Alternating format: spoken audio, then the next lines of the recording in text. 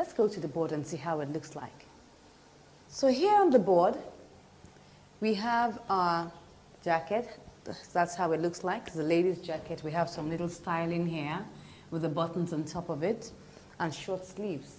That's how it's going to look like after we finish making it. And on this side of the board, you can see that we have our front pattern here. Just like we did for our simple blouse or princess cuts, we're going to have a front pattern, a back pattern. So this is our front pattern, after which we will now make the back pattern. So let's consider the measurements we'll use for this lady's jacket. So here are the measurements that we're going to use to make our lady's jacket. And of course, these are my measurements, so I'm your model for today. Now we're going to begin to work on these measurements. The shoulder measurement, we have to subtract ½ an inch from it because we want the sleeves to sit well on and hang well from the shoulders, so we would not just use it as an exact shoulder measurement. We will subtract ½ an inch. So we'll take that out there. So this will give us 14½. Our bust measurement, we'll divide that into 4. That will give us 9½ inches. We'll divide the waist into 4. That's giving us 8½ inches. The hips measurement, we'll divide that into 4. This will give us 10½ inches. Our shoulder to bust is 11½ inches. Shoulder to waist, 16 inches. The bust span is 7 inches, so we divide that into 2. That will give us 3½ inches. The neckline width, will also divide that into 2. That will give us 2 3/4. The armhole depth, we'll leave it like that. The sleeve length, 7 inches. We'll add ½ inch at the top here, and then we'll add 1 inch at the base. So that will be plus ½ plus 1, and that gives us 8½ inches. The sleeve width, we'll divide that into 2, and that will give us 6 plus ½ inch seam allowance. That's 6½ inches. So we're going to start by making the front pattern first.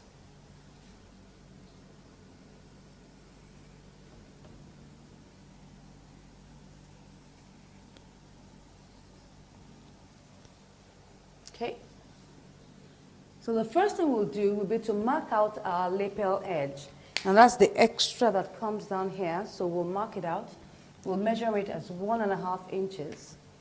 We can use more than that if you desire. If you want to make the lapel wider, it's really up to you, but let's make use of 1½ inches. So we'll measure 1½ inches here, and then mark it all the way down.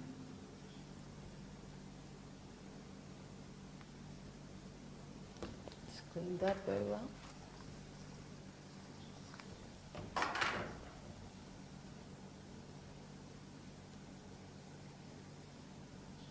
Okay, and after I've marked out my lapel edge, I'll mark out my buttonhole allowance, which is very important. That will be 1 inch.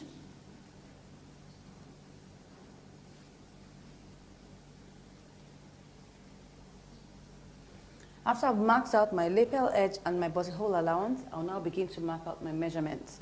So my shoulder, I divide that into 2. That will give me 7 1/4. So I measure 7 1/4 here. And I immediately measure out my neckline width, which is 2 3/4.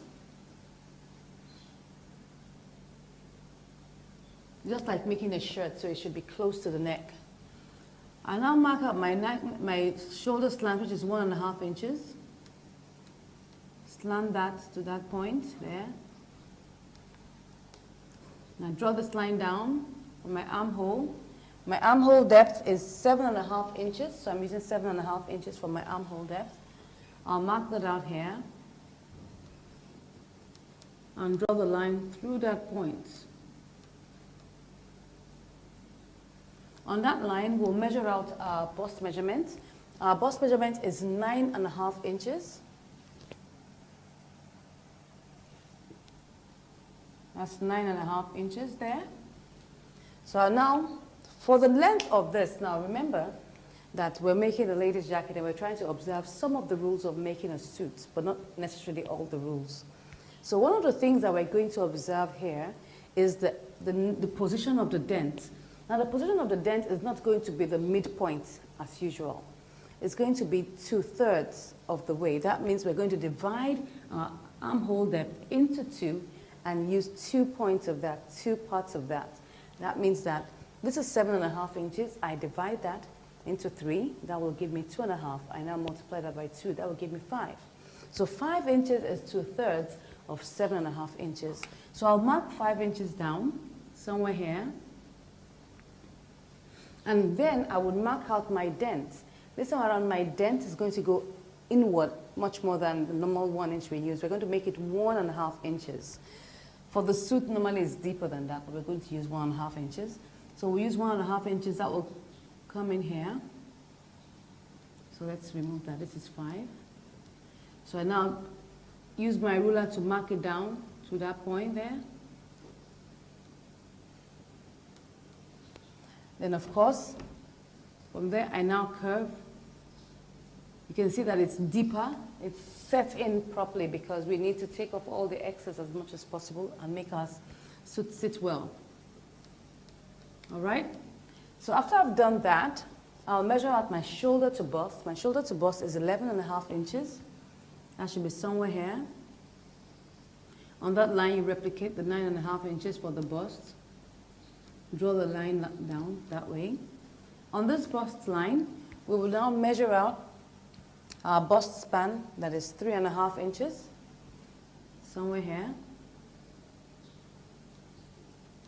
So from this point here where we have our dent, we now curve it down to that point. You can see that. Good. Then immediately I draw out my line here. Now, this is the dent. I can use as much as 2 inches or 2.5 inches. But because I want it to sit well, I'll use 2.5 inches for my dent. This is where it will be here. 2.5 inches is fine. So I now curve it back to that point.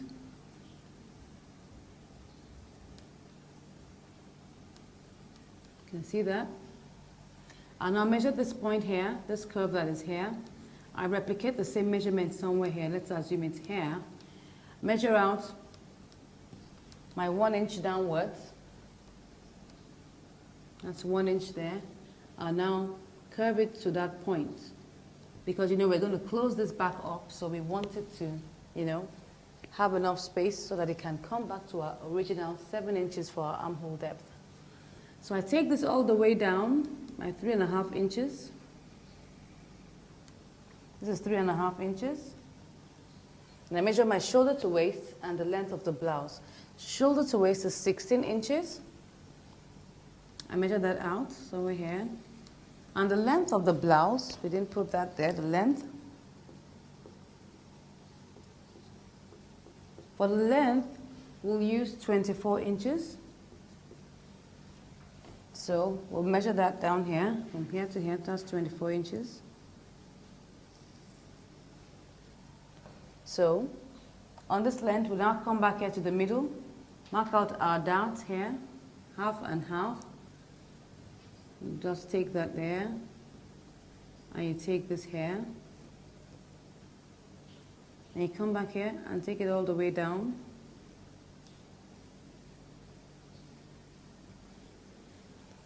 Then we'll now come back to the waist. Now that what I'm left here with is 3 inches. So the waist is 8.5 inches. If I subtract 3 inches from that, I'll have 5.5 inches left. So I have 5.5 inches here. So you can see that. Now look at this. We have 3 here, we have 5.5, that's 8.5 inches. Obviously by the time you're done, this will just be like a straight line. So it's somewhere here. That's what happens when you have a big stomach like mine. So you find that you don't really have so much of a shape on your pattern, but it doesn't matter. By the time we take out the dots and we sew it together, we'll see the shape come out. So at the base here, I'll measure out the hips. The hips is 10.5 inches. That should be somewhere here. This is from here. This is my 10.5 inches. I now curve that, 10.5. I curve that to that place there.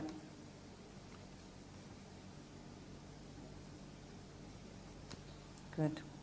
So we can see that we've already done that. It's going to have a straight edge at that point there. Now come back to my lapel, or my collar region. Now, I want my lapel to end at my waistline. So what I would do would be that I would take the measurement of my shoulder to waist, which is 16 inches. I'll divide that into 3. Now obviously you know, because this is 16 inches, it might be like 15 1/4 thereabout. Let's just take, it will be like 5 1/4. So I'll just take 5 inches as 1/3 of my distance. That's the shoulder to waist. That's the distance that I want my lapel to end. But if I want my lapel to end shorter than that, all I just need to do is, if I want it to be, for instance, 9 inches, I want my lapel to fold out up to 9 inches, I just divide that into 3, take 1/3, and I use it. So that's how it works. So because my waist is 16 inches, I will divide that into 3. I'll just approximately use 5 inches for that.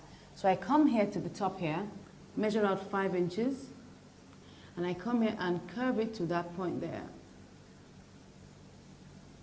You can see that? This is 5 inches. And I come to this point that where my waist is on the buttonhole allowance. Now don't forget that the buttonhole allowance is part of your pattern. What is not totally part of everything is your lapel edge. So we'll curve from the lapel edge here to where the waistline is on the buttonhole. So I just curve there. I just come down like about 2 inches down and curve it from there. I want it to have a very nice curve to that point. Yeah.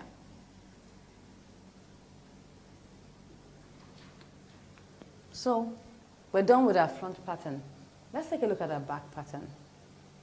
So the first thing we're going to do on our back pattern will be to measure out our shoulder measurement directly. That's our shoulder measurement. That's 7 1/4. Our neckline width is 2 3/4 inches. So I'll mark that out there. Come here, measure my 1.5 inches. And connect that there. My neckline depth for the back will be 1/2 inch because it's just like I'm going to make a collar, so I don't need it to be too deep. So I'm using 1/2 inch. That's 1/2 inch, and then we curve it up to the top like that. Good. So now we want to work out our armhole. My armhole is 7.5 inches. That's what I'm using. So I mark out 7.5 inches here. Draw the line through that point. On that line, I measure out my bust. My bust is 9.5 inches. I get the midpoint. This time around, I'm going to use the midpoint. That means that I'm going to use 3 3/4. And I mark inward 1/2 inch for my dent. Now connect it there and curve it there. Good. So I now measure out my shoulder to bust, shoulder to waist, and the length of the blouse. My shoulder to bust is here. Shoulder to bust is 11.5. Waist. Now for the waist, we are going to reduce the waist for the back by 1/2 inch. Now you'll notice that the back is slightly shorter than the front. So for a jacket, it's very important that we take note of that. So we're going to subtract 1/2 inch from our shoulder to waist for the back. And that will give us 15.5 inches.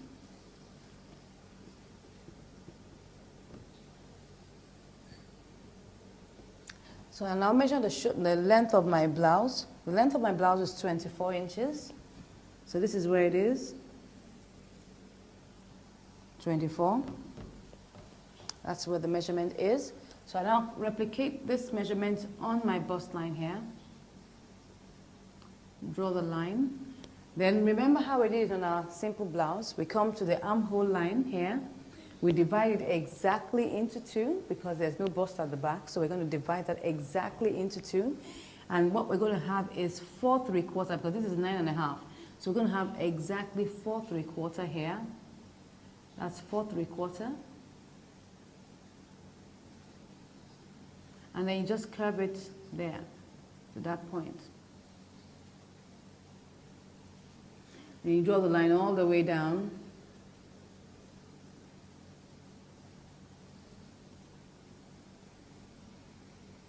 Good.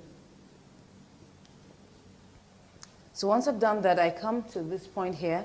Now because of the curve of the back, I told you that this is a lady's jacket, so we're going to be observing some of the rules of making a suit.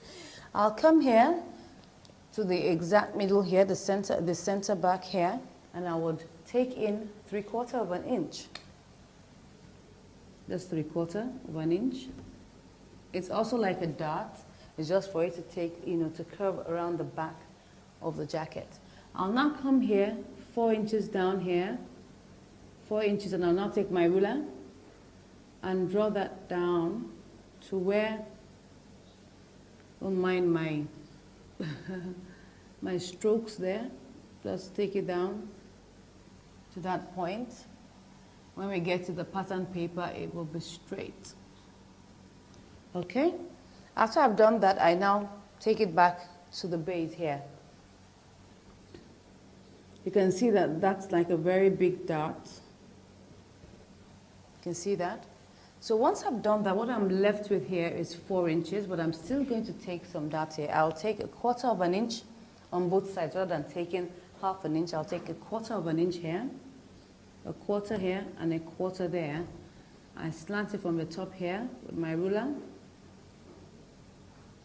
Slant it there.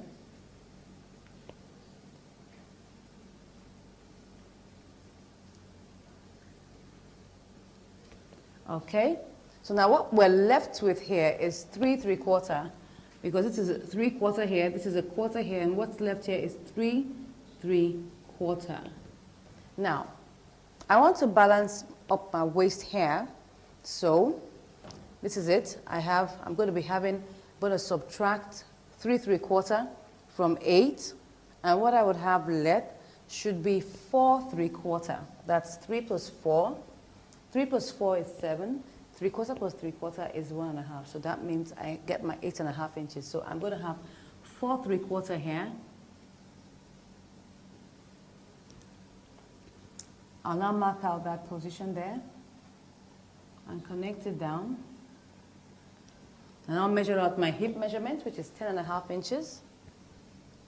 Somewhere here, and I'll curve it out. So that's my back pattern. So let's take a look at how we're going to make the sleeves. We have here our sleeve length is 8.5 inches, and our sleeve width is 6.5 inches. The armhole depth we're using is 7.5 inches. Now, because of the way we're going to fit in the sleeve, we're going to ease it in. That means we're going to have a slight gather at the top of the sleeve. Very slight, you wouldn't even notice it. So we're going to add an extra inch. Instead of adding 1/2 inch, we're going to add an extra inch as the seam allowance, because we're incorporating the easing in off the crown of the sleeve. So instead of using 7.5 plus 1/2, we're going to make it 7.5 plus 1. So I'll take that here. I'll draw my rectangle.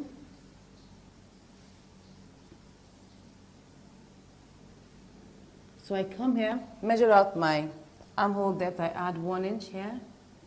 That will give me 8.5 inches. This is where it is. I draw the line. Measure out the length of my sleeve. The length of my sleeve is 8.5 inches. You can see it's a square now. It's 8.5. Draw the line down. Good. So after I've done that, I now mark out my sleeve boxes. I'm going to be using 3 inches each for my sleeve boxes, because now I want my sleeve to fit very well along my armhole. So I'll measure out 3 inches here and 3 inches here. Take it down. And I'll get the midpoint here. So I label A, B, C, and D. So I curve from here to the intersection here, and I curve here. Yeah. So that's my sleeve. And I'll get to this point now, measure out my sleeve width. My sleeve width is 6.5 inches.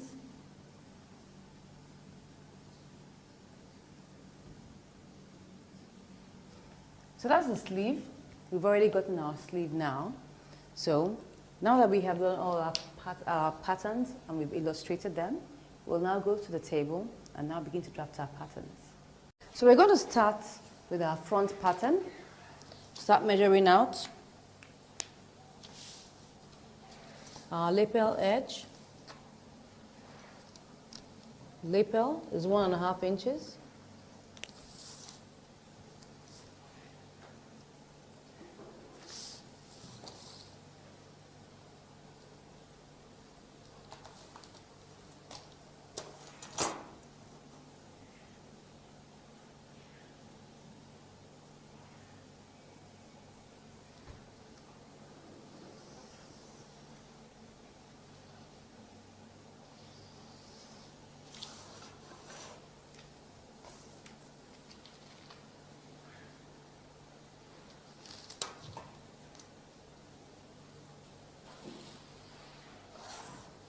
Now we'll measure out our buttonhole allowance, 1 inch.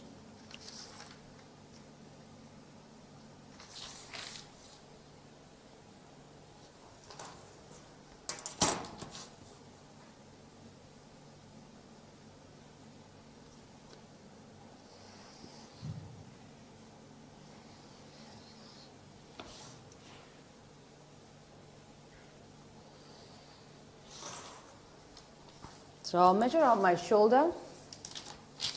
Shoulder is 7 1/4. Neckline width is 2 3/4. And your shoulder slant, 1.5 inches.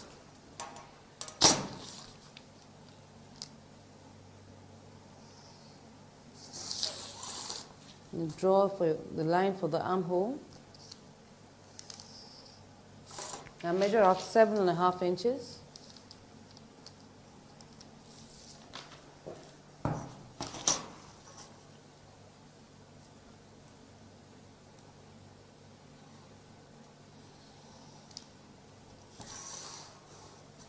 On that line, that's the bust. I'll measure out 9.5.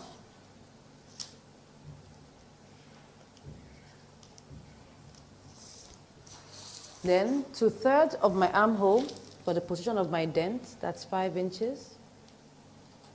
Now mark in 1.5 inches. Immediately I'll draw the line for my suppression gap. I'll use 2.5 inches.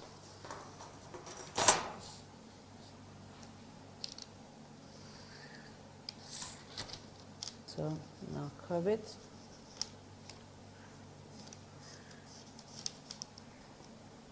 Okay, so we now measure out our shoulder to bust, shoulder to waist, and the length of our jacket. Shoulder to bust, 11.5, shoulder to waist, 16, and the length of the jacket is 24 inches.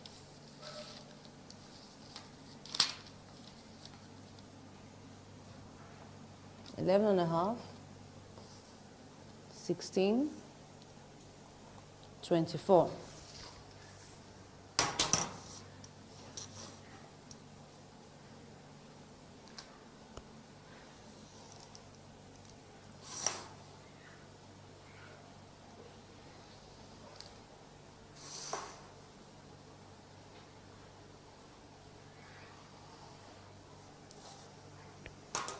So I'll mark out my bust measurement here. That's 9.5.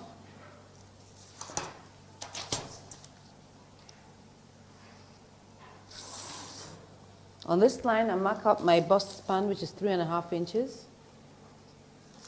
I immediately curve that here.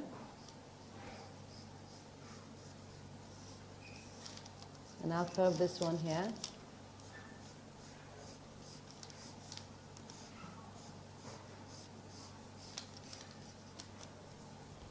So I'll now measure out the curve here and transfer it here. That's 5.5 inches. Transfer it here.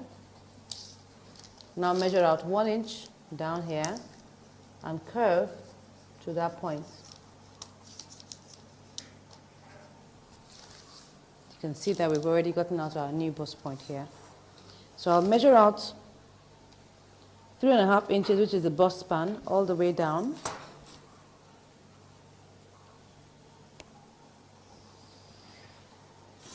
Then on the waist, I measure out my darts.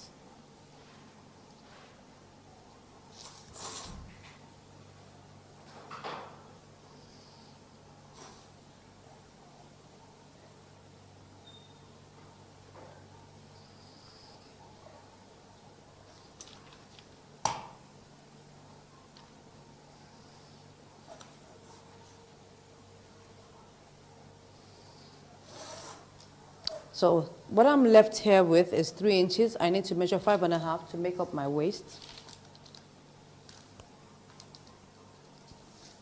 I told you it's just like straight. So I'll now measure my hip measurement here, which is 10.5 inches.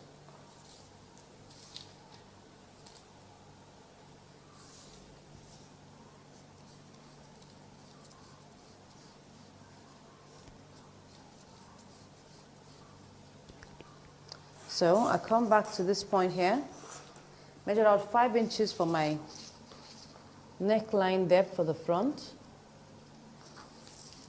Now curve that there.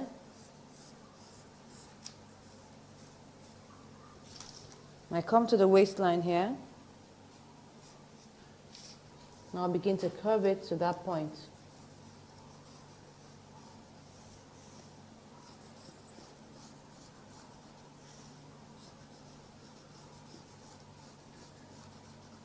Okay, so we've gotten our curve there now.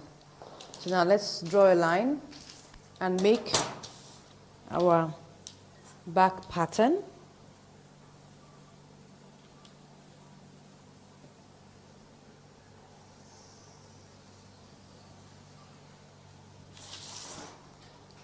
This is the front pattern here, so we now make the back pattern.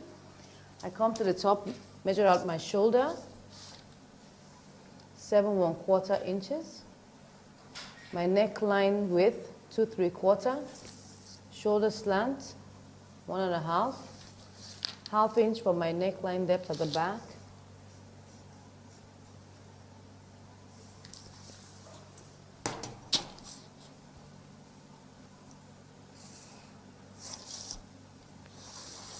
Draw my armhole.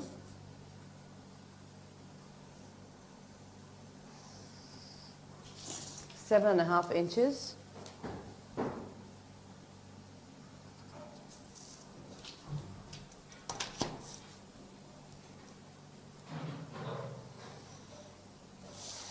I get my midpoint there. That's 3 3/4 inches. Measuring half inch. And my bust measurement here, 9.5.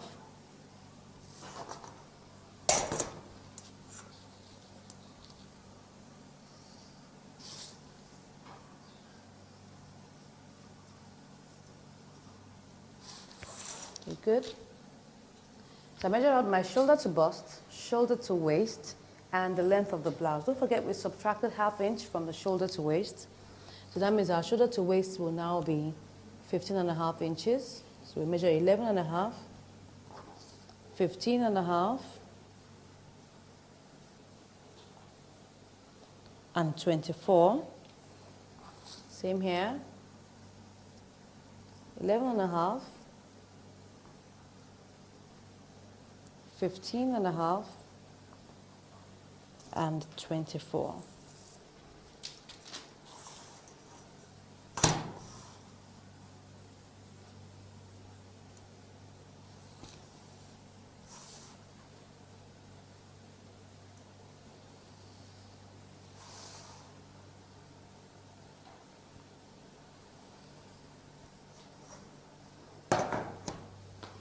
So I measure my bust measurement here, 9.5 inches.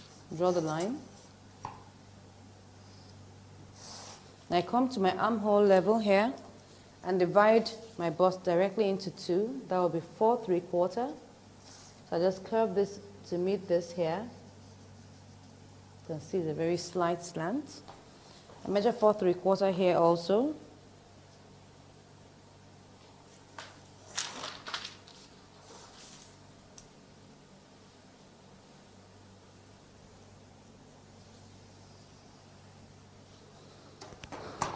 So I come here to the back here, the waistline here. I measure 3/4 of an inch here. And I come here, measure 4 inches. That's the top here. I'll draw the line.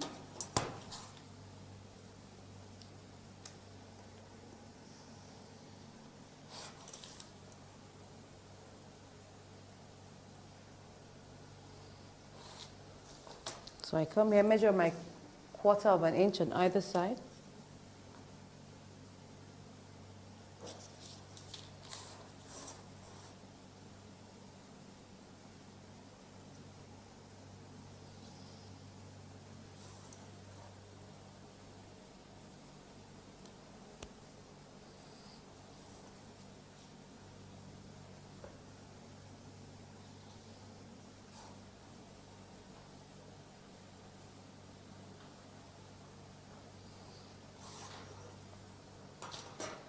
So I measure what is left here. What is left here is 3 3/4. So I need to balance it up here. I need like 4 3/4 here. So you can see it comes out gently. And then on the hip, I measure out my 10.5 inches.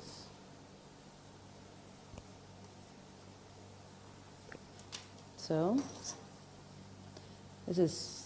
it shoots out slightly, so all I will do, I'll just increase my bust gently, because if you look at this place here, you will see that we already have eaten in here. Look at this place here. We've eaten into like about 1/2 inch, so we'll just shift it out here by an extra 1/2 inch. So this would now become straight. Once you've taken this part here, there's a need for you to shift it here. And then you now curve it here.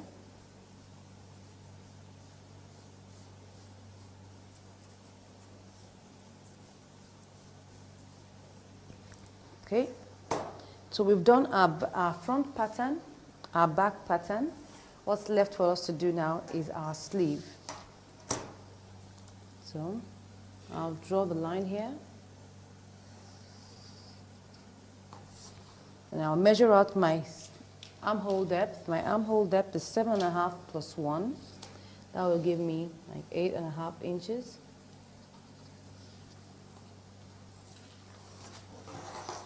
Measure that on the other side.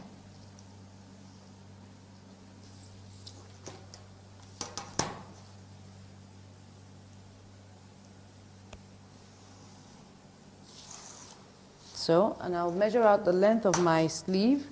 Length of my sleeve is also 8.5 inches.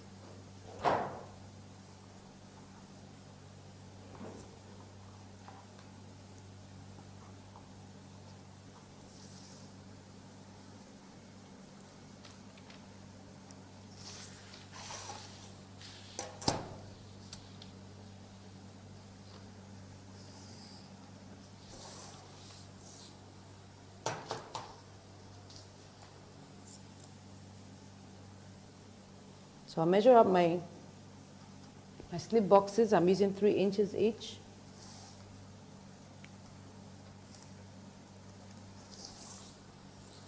And my midpoint here is 4 1/4.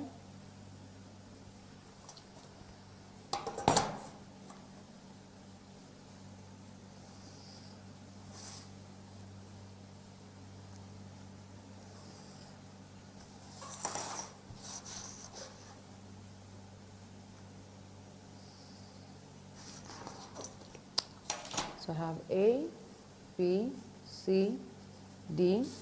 So I start my curve from here, going into the intersection there. And I'll come out here.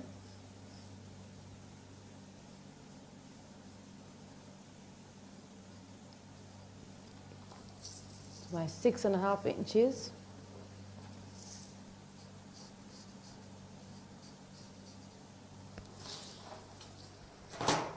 So now we've made out our patterns, the front pattern, the back pattern, and our sleeve. So we'll cut them all out now.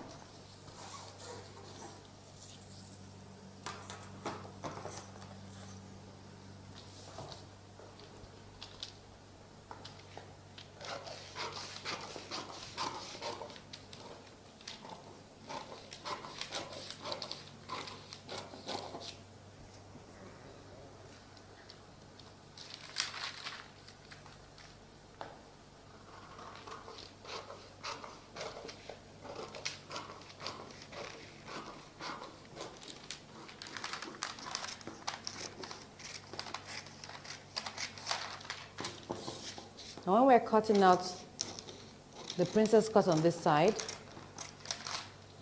we'll just add extra 1 inch to make up for it. Now you can see that we have some space here.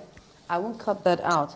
Now that will help to augment the difference that we have removed here, so that by the time we place it here, it just balances up. You can see that. So you can always do that just to balance it up. Once you just take out that 1 inch here, you just add another extra inch to this base so that it will just balance up. By the time you place it on your back piece, it balances out. You can see that. So always remember to do that.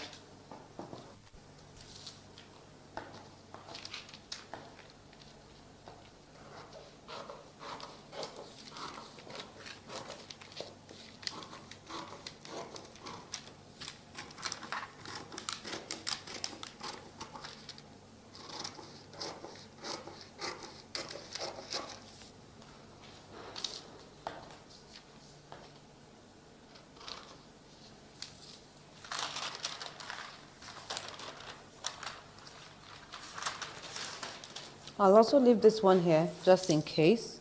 So that if, for instance, I need to trim that off, I can trim it off later.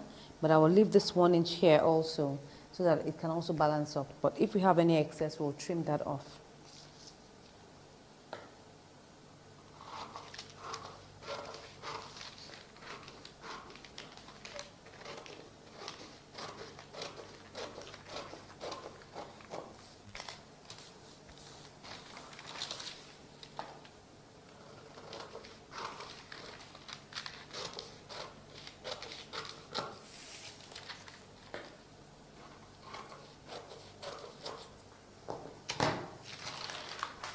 We have our pieces here.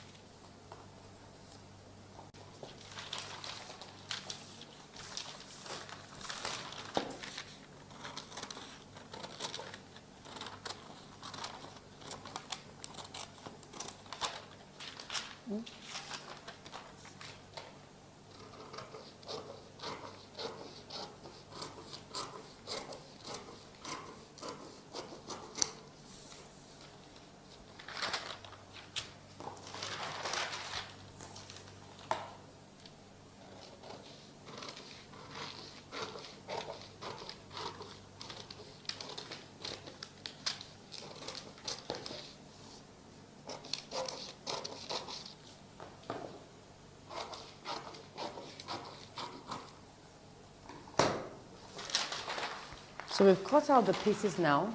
So we're going to pick our material and then cut it out.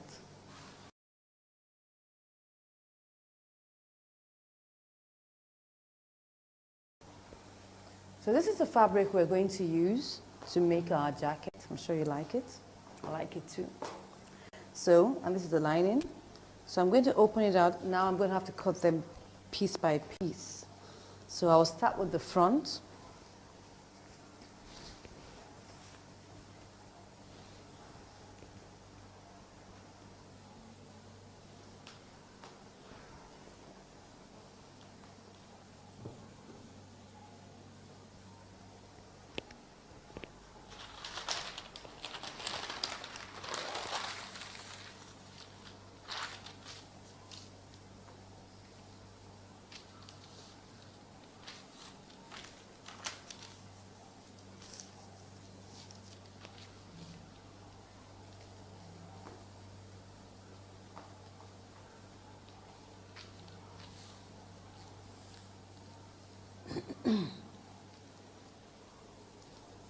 We'll leave enough for the seam allowances.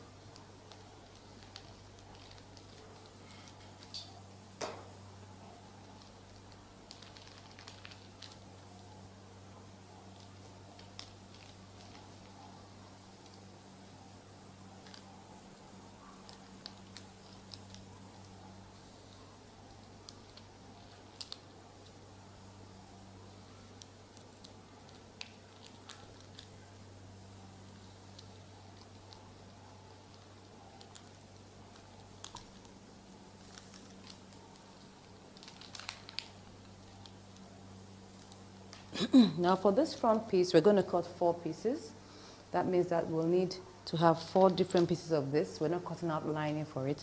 The fabric will also be the lining for that portion.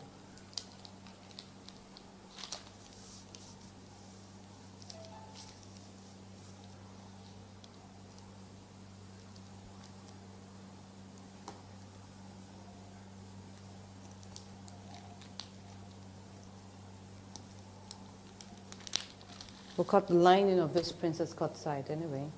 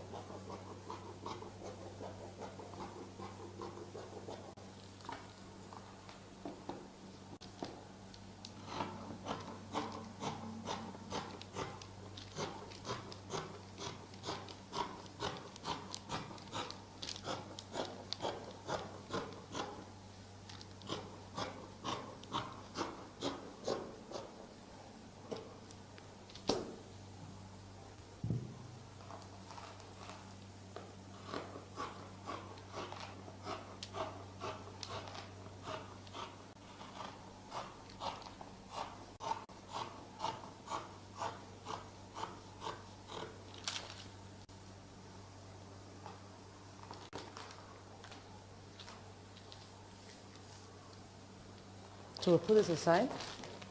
We'll cut out another piece of this.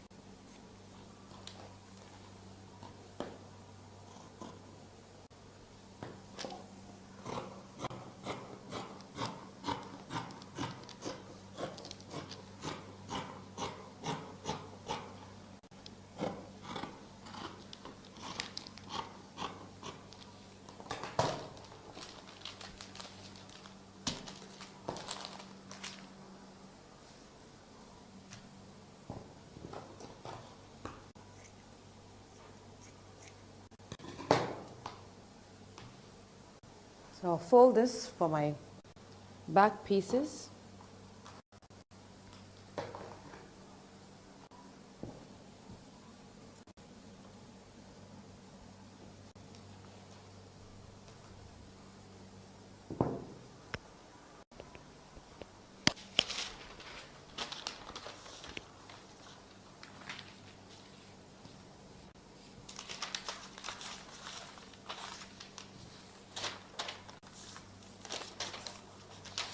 Put this here.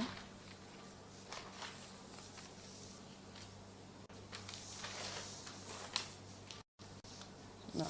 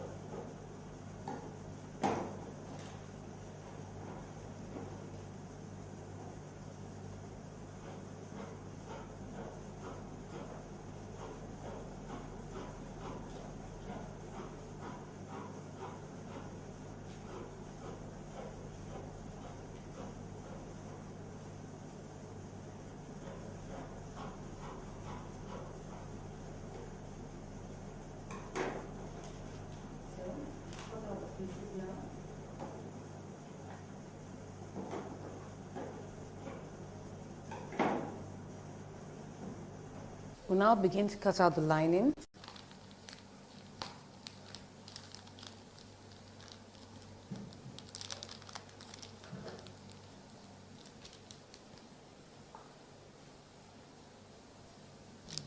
Change the direction.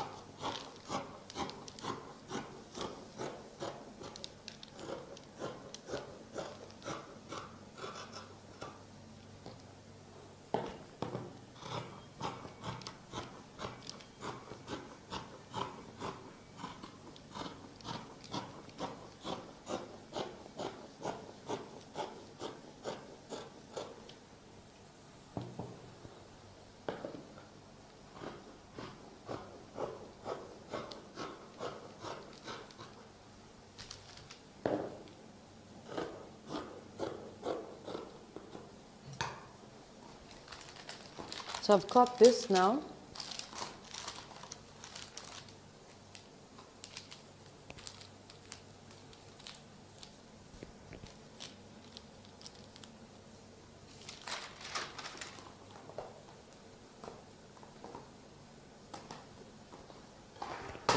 Put that aside.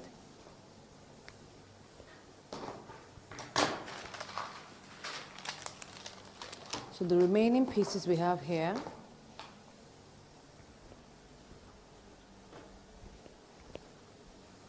we'll place them on top of lining and we'll cut them out.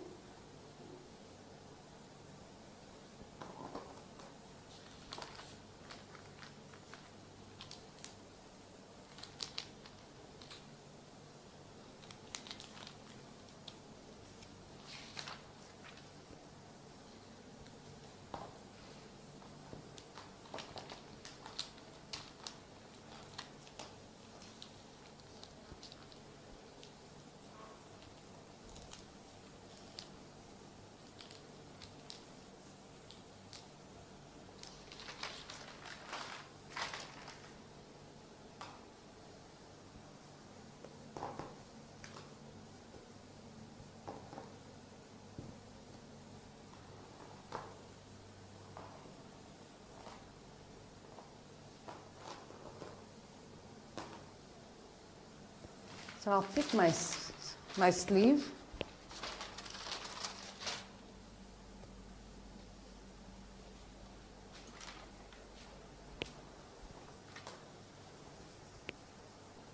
So I'll pick my sleeve pattern now. I'll now cut it out.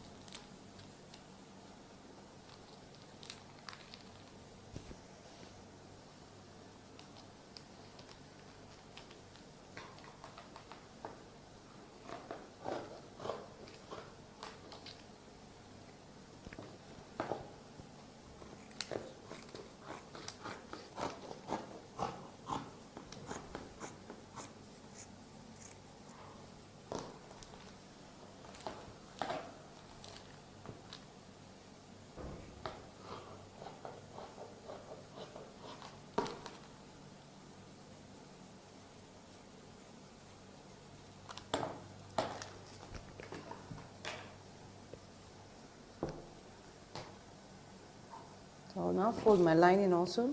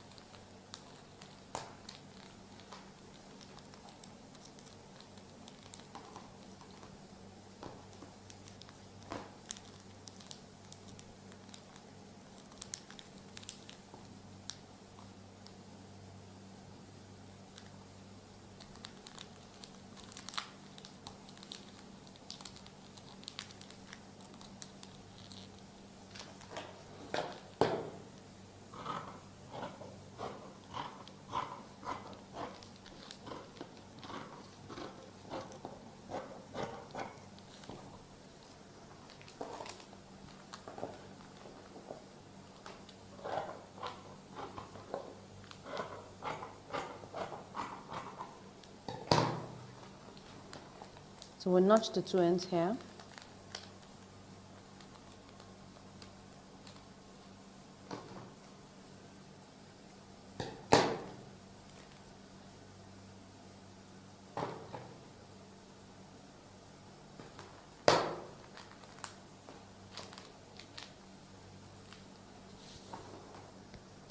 So now we've cut out all our pieces. We're now going to iron out our hairstay, fuse it onto it, and then we'll begin to sew.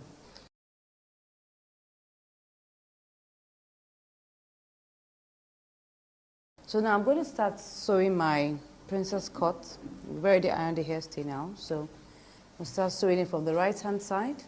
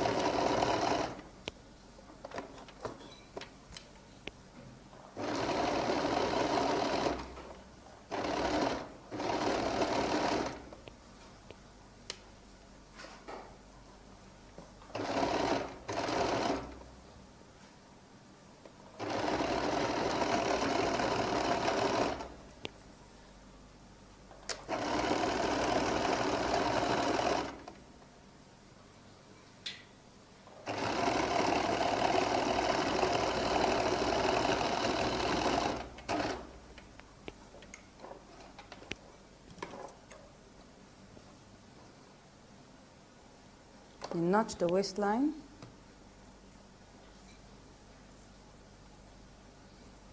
And you notch the princess cut side here.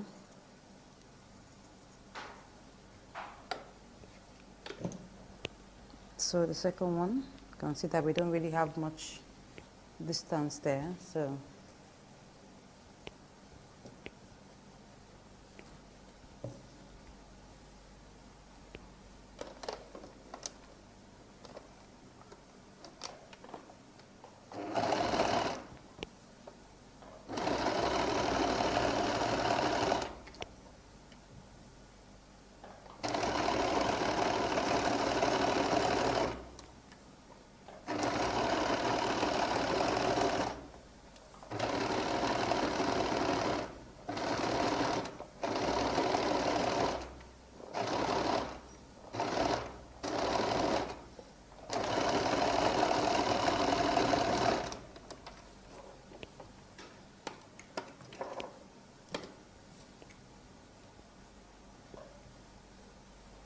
notch the waist.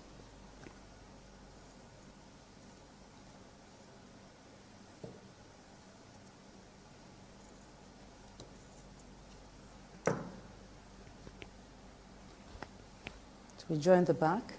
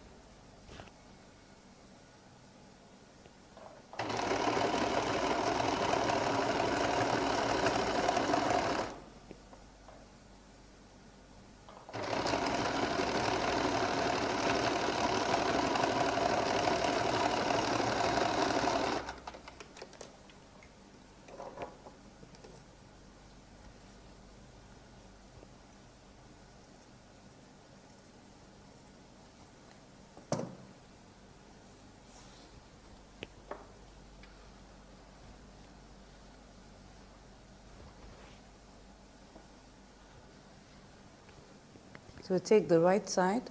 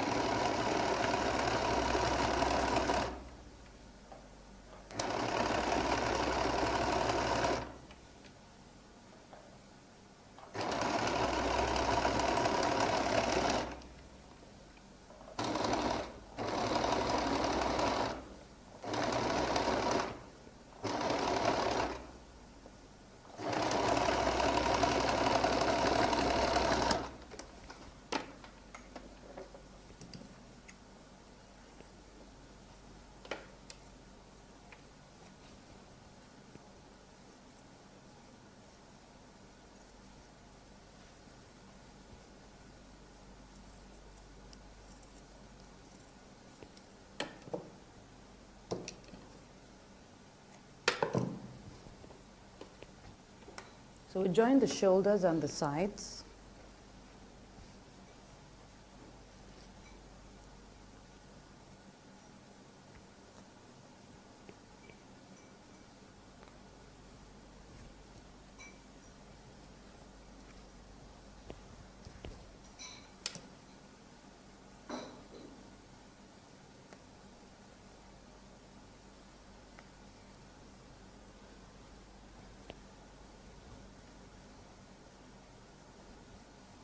We have to trim off slightly from the front sides.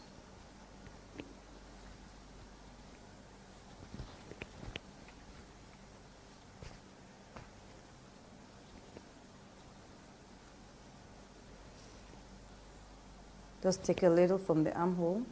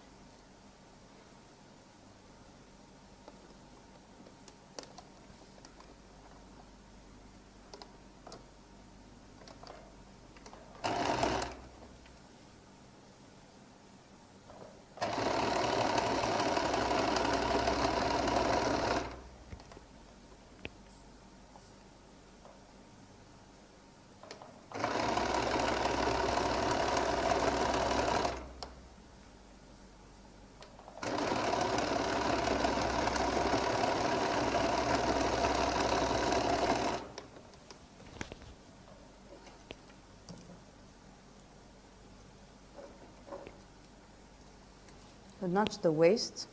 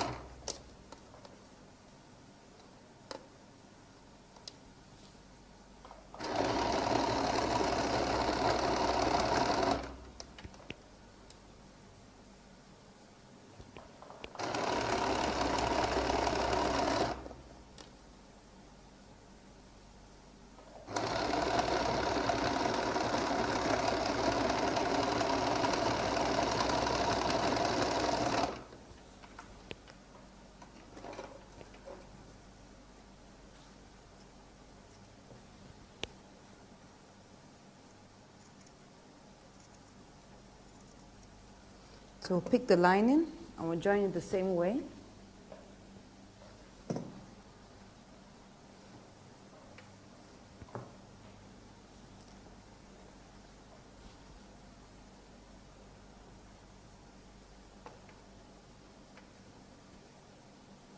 This is our front princess cut.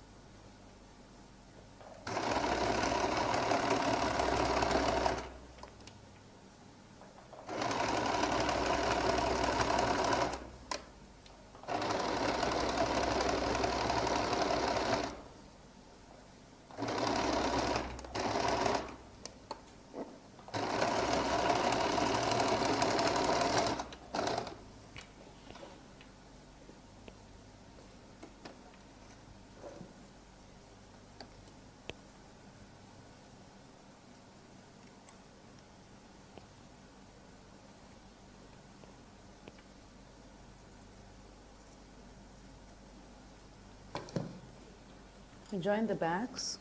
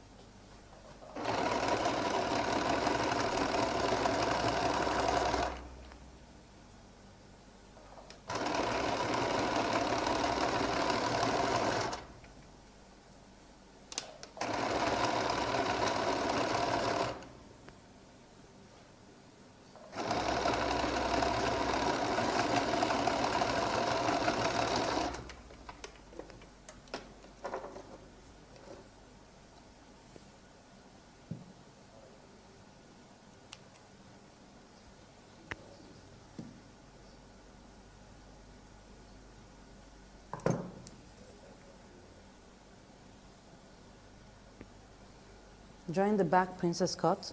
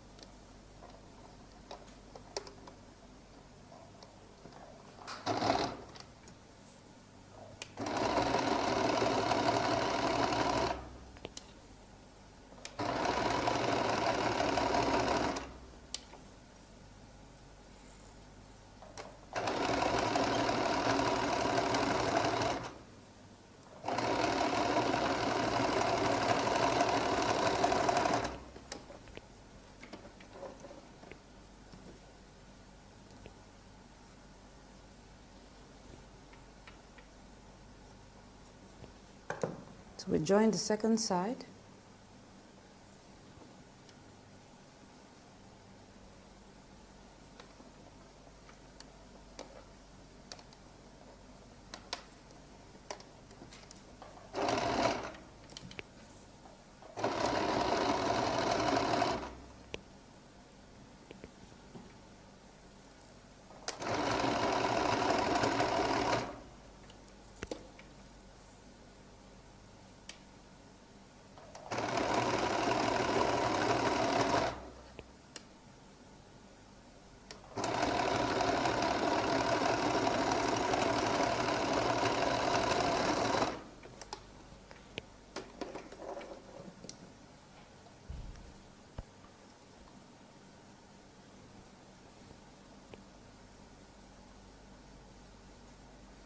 So now we'll go to the ironing table to press open the seams.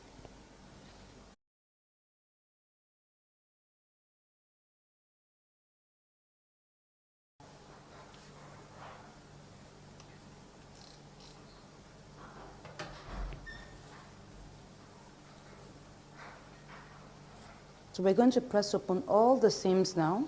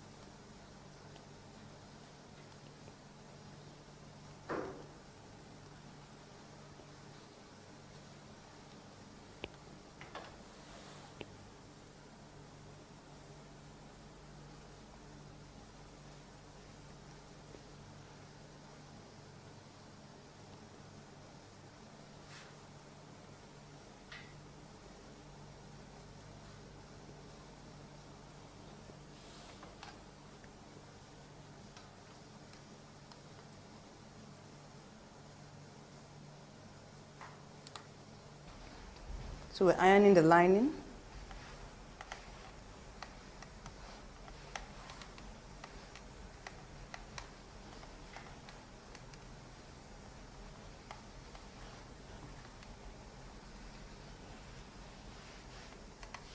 Okay, good. So I will start by trimming the edge of my jacket first. Before I trim the lining, I can see that we have some little excesses here. So we'll take that off.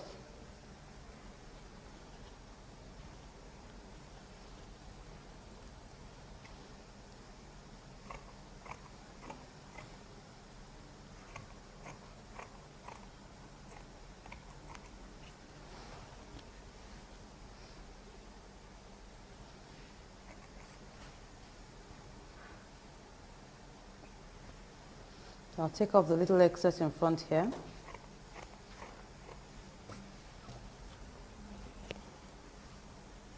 The little excess in front here too.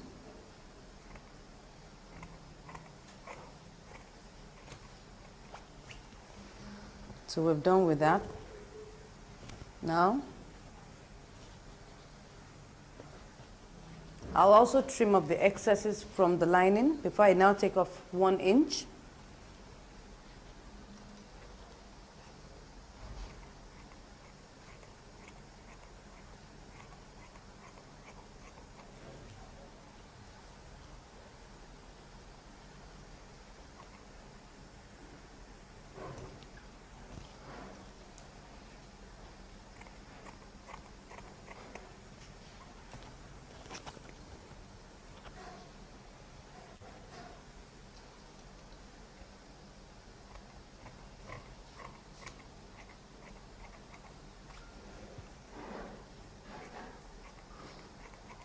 Okay, I'll put the two edges together to be sure that's the same.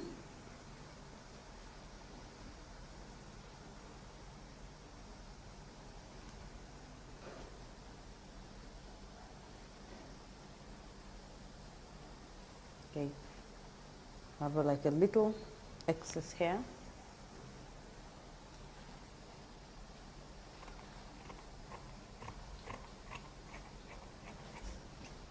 So I'll now trim off 1 inch from the base of the lining. The reason why we're trimming off 1 inch is because it's a straight edge, but if it was a curved edge, you only trim off 3/4.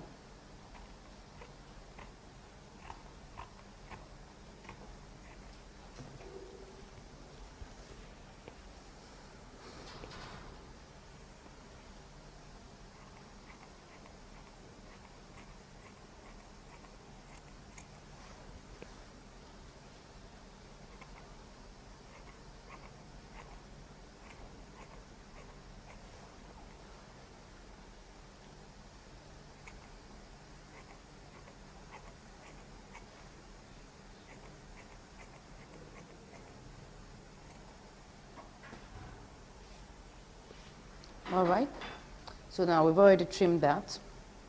We'll put this aside. I have also ironed out the styling I want to put that's the belt-like style I want to put on the mid-waist here. So what I would do is stretch this out. Now, the measurement from the base to my waist is 9 inches. 9 inches is the measurement from my waist to the base. So what I would do is, I need to centralize this band in between that. And if you check this, this is 2 inches. So if I centralize that, it will have 1 inch up, 1 inch down. So I would place it about 8 inches above the base. So that will give me a centralization. So I've already ironed the middle. So you can see that the middle is the center of the belt. This is going to be sewn on anyway, so we need to get the placement very well. So I will start with the center. This is my center here. You can see I ironed it, I have a fold there. And I placed it on the middle, and I'll measure 8 inches from the base.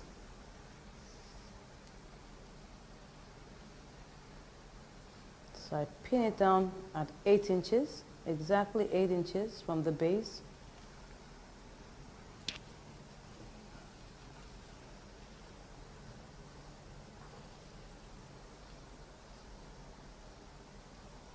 So I'll pin those 2 points down first.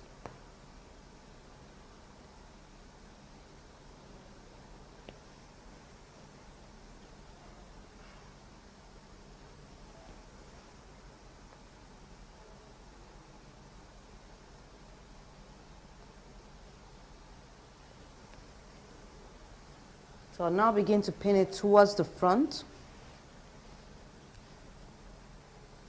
Keep on measuring 8 inches from the base. You can decide to, put in any effect you like. You can put in a pocket, you can put in anything, just to give it some character, give it some styling. I decided to use a belt.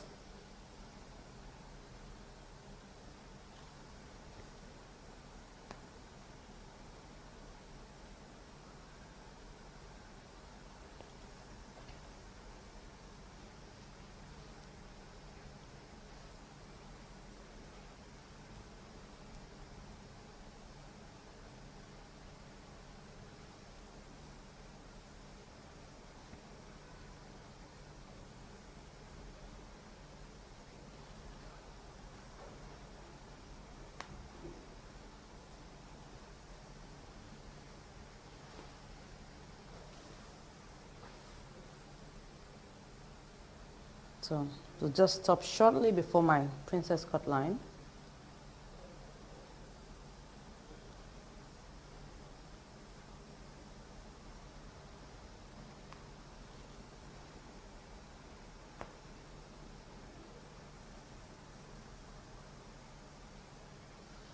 So since I've pinned the base, I'll just pin the top also.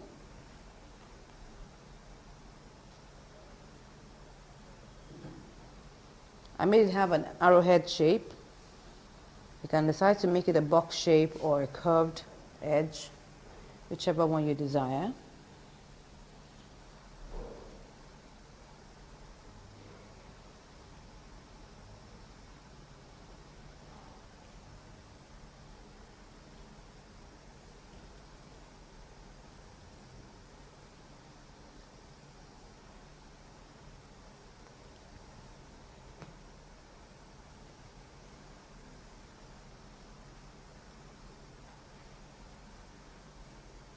So I've done this side now, just pin the other side too.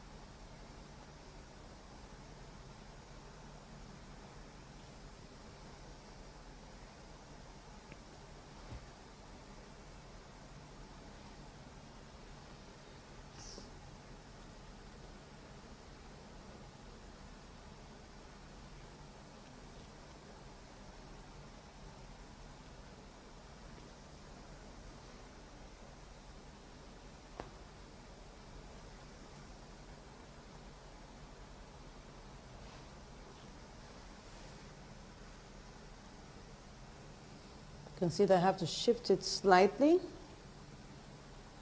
just gently, not much. Because what we're trying to achieve is equidistance. So we may need to shift it a little so that it corresponds with the other side.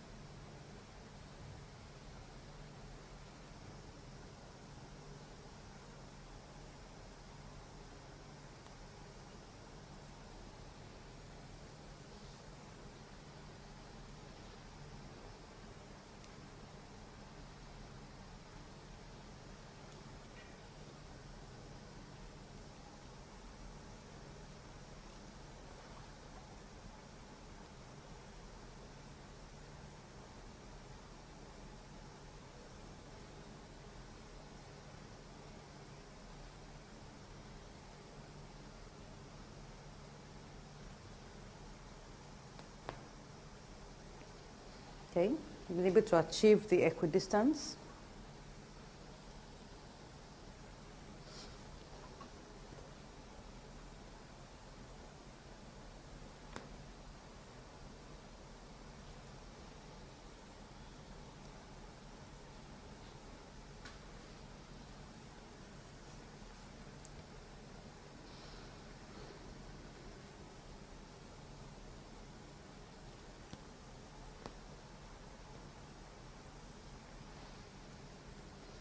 So I'll pin up the rest now.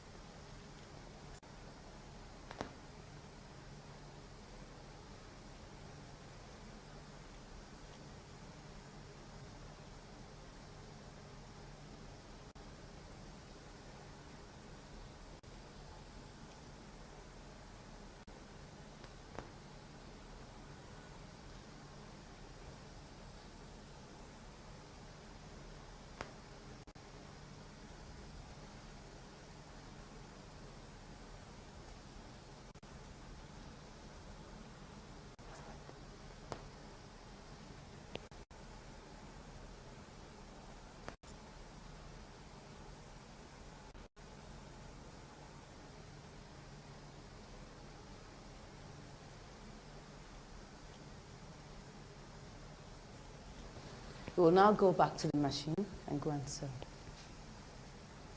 So we'll now begin to top stitch on the belt there.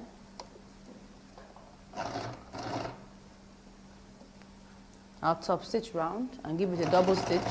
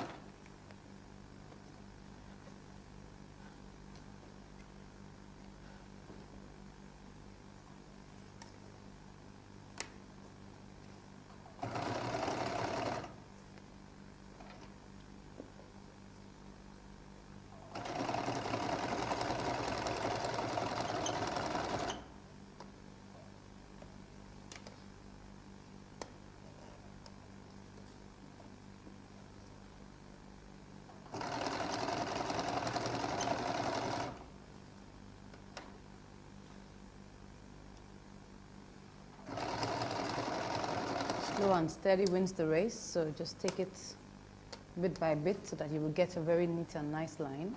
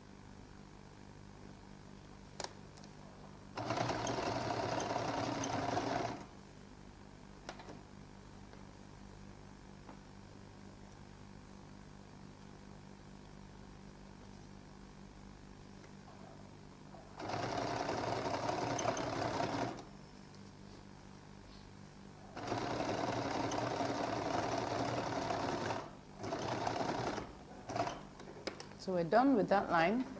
We'll give it a double stitch.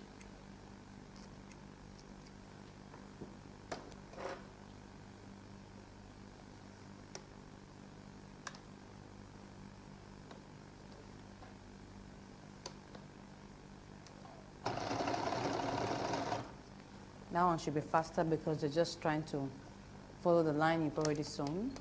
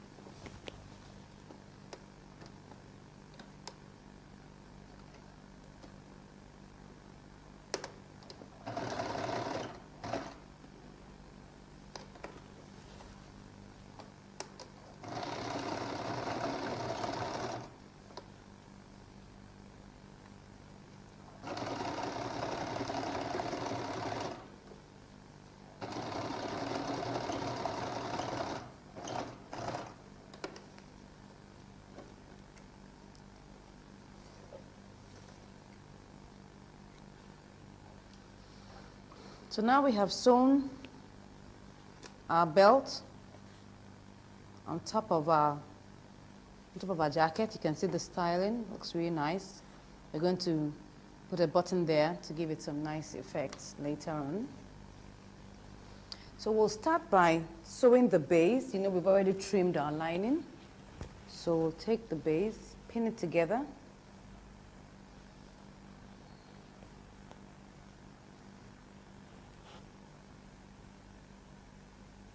You know, we've trimmed 1 inch from it, so it's shorter than the actual fabric, shorter than the body. I'm just going to pull it in when we're done. I'll pin the other side first, and I'll begin to work it towards the middle.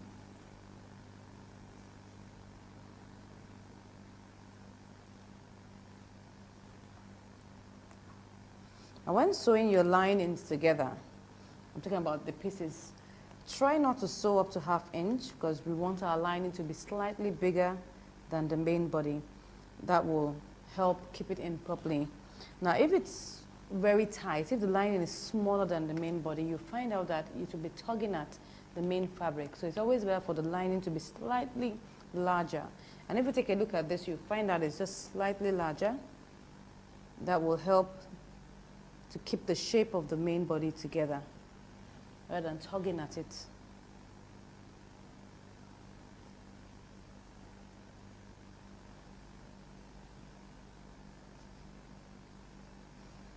So for the seams of the lining, what I just sewed was like 3/8 of an inch, thereabouts.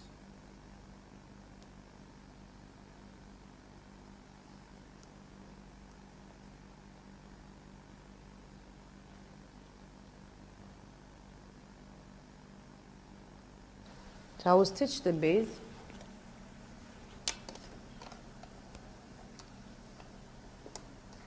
I'll stitch it 1/4 of an inch.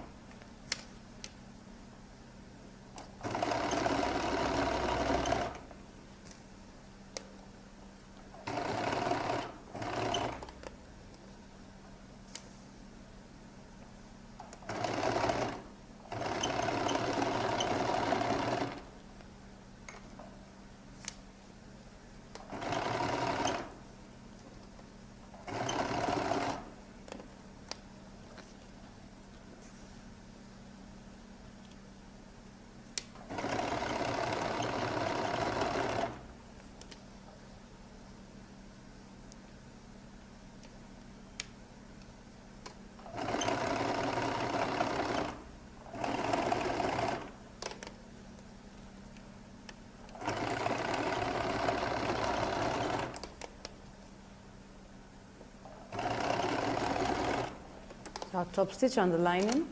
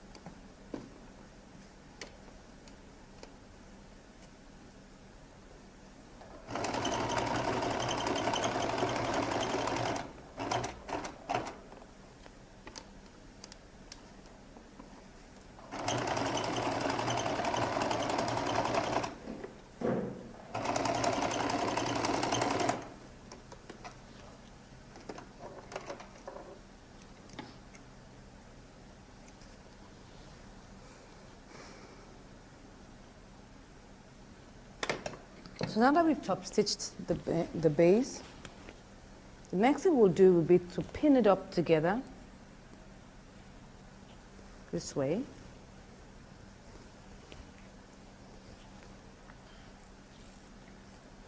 Now you can see what has happened here. That the line has pulled up the fabric from underneath. You can see that. So now I'm going to stitch this edge now. This is the edge of my lapel. I'll stitch that down.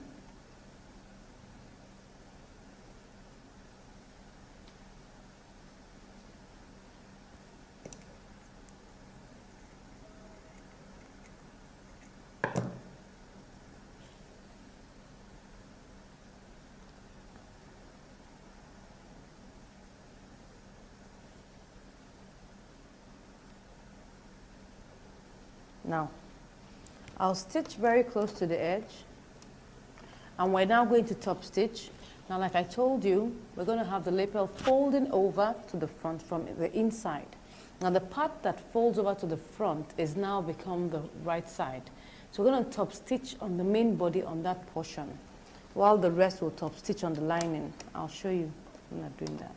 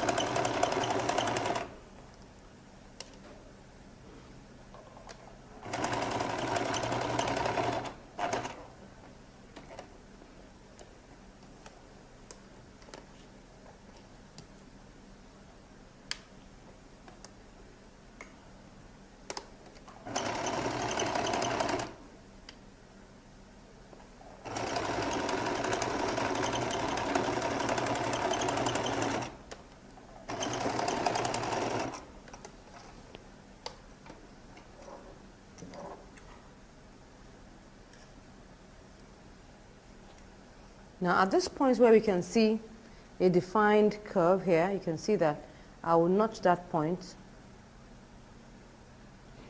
to that point there.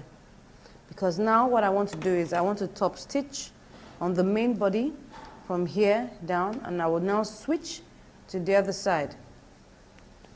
Let me first remove this excess here.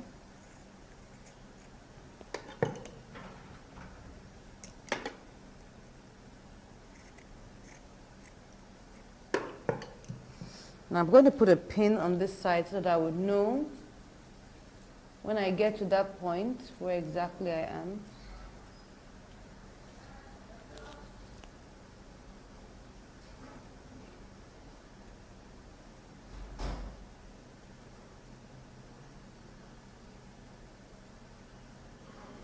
That's just to mark out where the pin will be, where the slash is.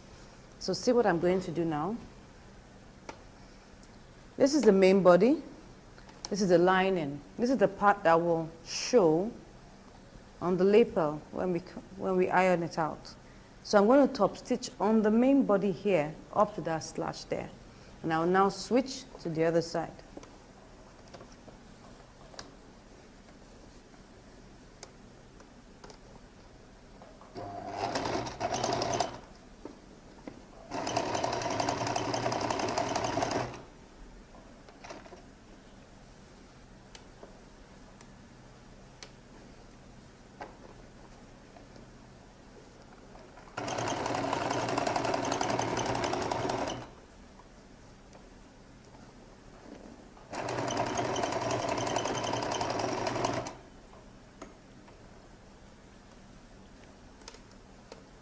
So I top stitch up to that point, and I'll immediately tilt the seam allowance towards the lining at that point where the pin is.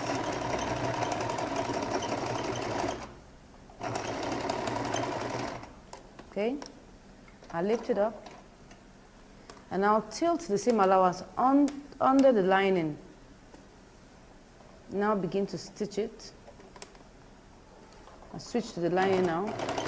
And now begin to stitch till I get to the end, or at least as close as possible to the end.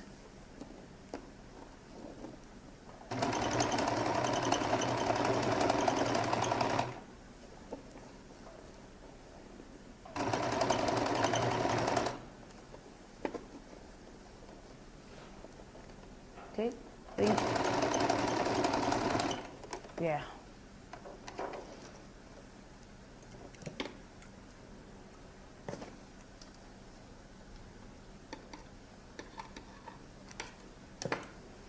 So at this point I switched, so I'm going to trim off the excess thread there. I'll show you what we did on the other side. Now you can see what we have done. We just switched this to this side and started stitching. We were stitching here before, then we now switched to this other side. You can see that. Now that's just to ensure that by the time we iron it, this place stays in very well, so that we don't see any rough side, we don't see any wrong side flowing over to the right side. When we get to this point, it switches, so that by the time we turn this over, this is not following it anyhow. We can just iron it, and then you have a smooth switch there. Let's do the second side like that.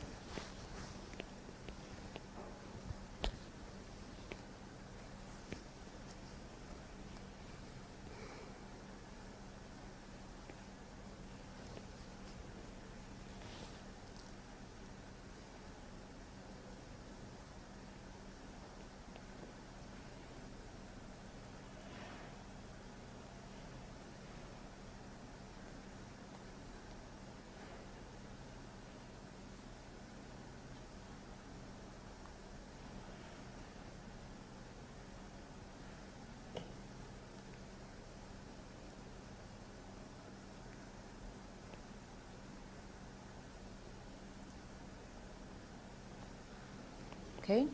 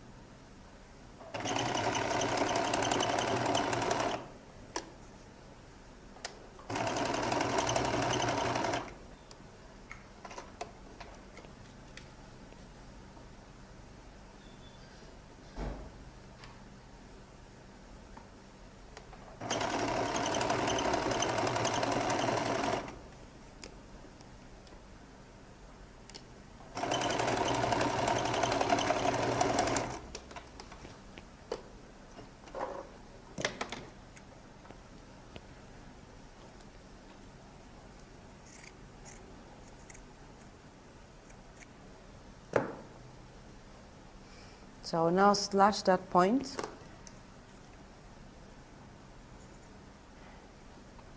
And put a pin there so that I will know where it gets to.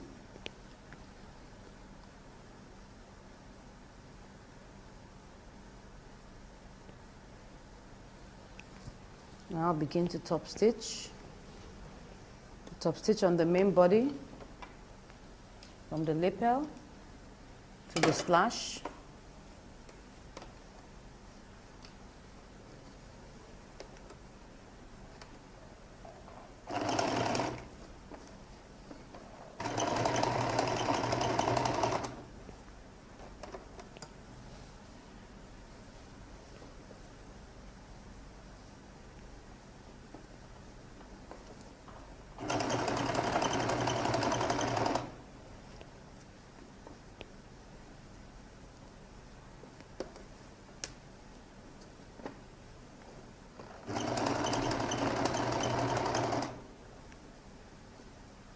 This is where my pin is, so I'm getting ready to switch. So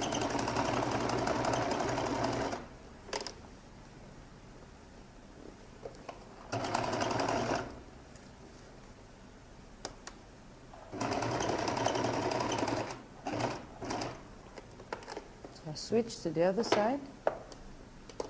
Use my fingers to take it to the other side, yeah.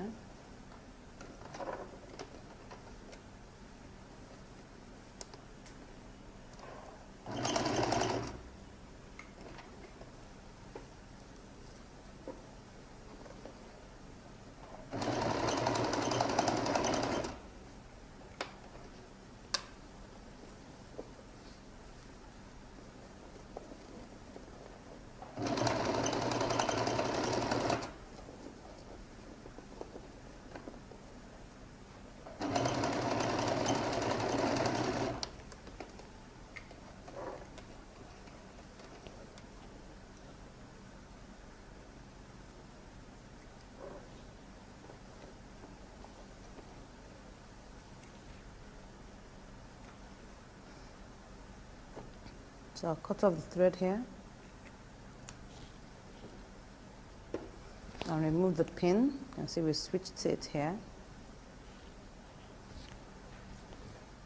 So I'll turn it to the right side.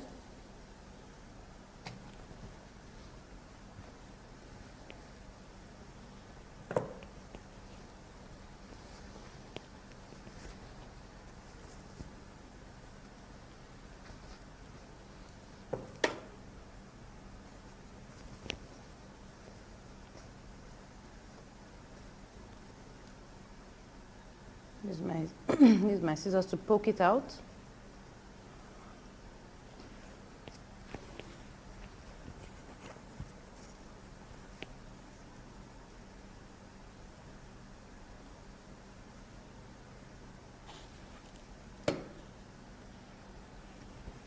So now that we've done that,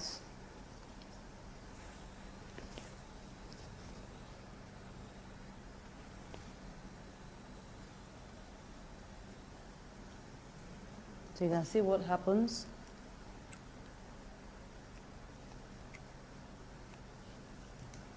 Time you top stitch it, it keeps it in. It doesn't roll over to the other side. Just iron it like that. So now we're going to measure the neckline, after which we will look at how to make our collar, fix our collar, and then fix our sleeves. So I'm going to take the sleeves now and begin to sew it.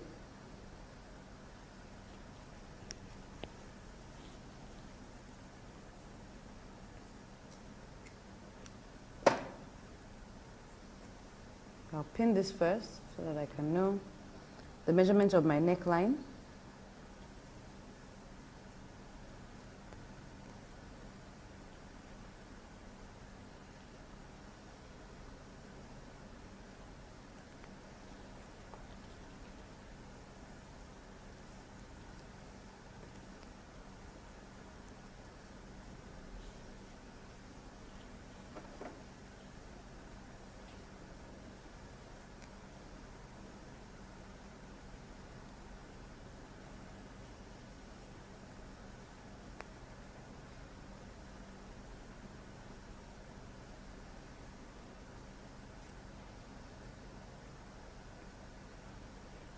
So the excess here, just fold it in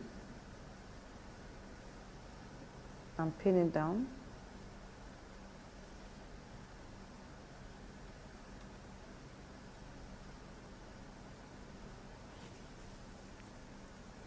So now I want to measure what the neckline is. We need that to work out our collar pattern. So I'll place my tape rule like this, ensuring that the head of the tape rule is resting on the edge of the material, this way.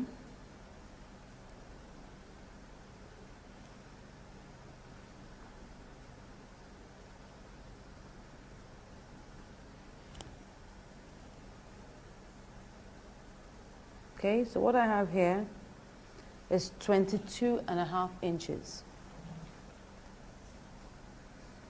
Now, once I have that, I will now know what I would decide to have as my lapel edge.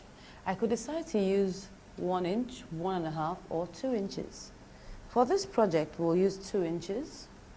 We'll see how that looks like. We'll try out the 1.5 if it looks nice. We can even use 1 3/4. Maybe we should use 1 3/4 inches. That's in between 1.5 and 2, so it's just fine. You can use whatever size you want to use for the lapel edge. What I mean is the amount of space you want to leave at the edge, it should be the same with the edge of your collar, because that's what will give it equidistance. Now we're making a sharp edge collar, we're not making a curved collar. So if you're making a curved edge collar, you know that it's going to be curved. Well, this lapel will be curved and the collar also will be curved, but this is a sharp edge collar, so we're not doing that today. So now that I've done that's 22.5, I'll subtract 3.5 inches. I want to use 1 3/4 inches for the lapel edge. So I'll subtract 3.5 inches, and what I will be left with is, I'll be left with 19 inches, yes, because 19 inches plus 3.5 inches gives me 22.5 inches. So my collar is going to be 19 inches long for this edge, leaving 1 3/4 at each edge. Now before we go to the board, let's sew our sleeves so that we have all of these done before we go to the board.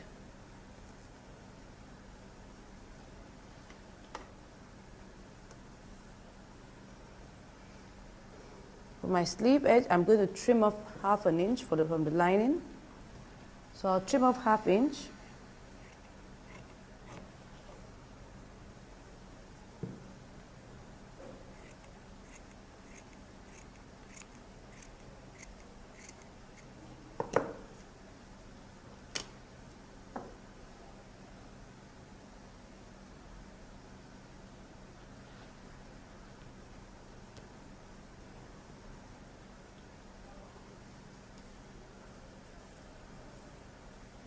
Because we've trimmed it off, it will be slightly longer, so pin it here and then pinch it somewhere in the middle.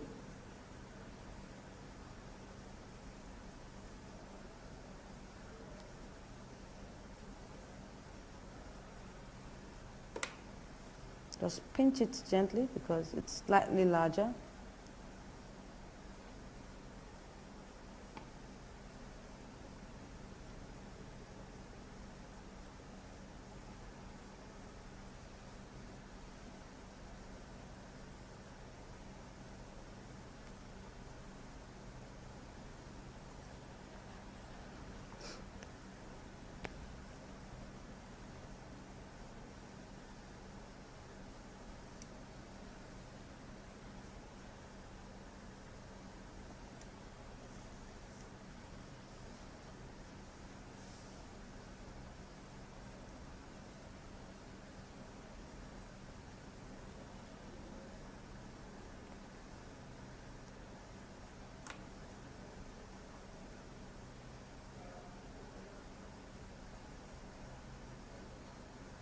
Just a very slight pinch.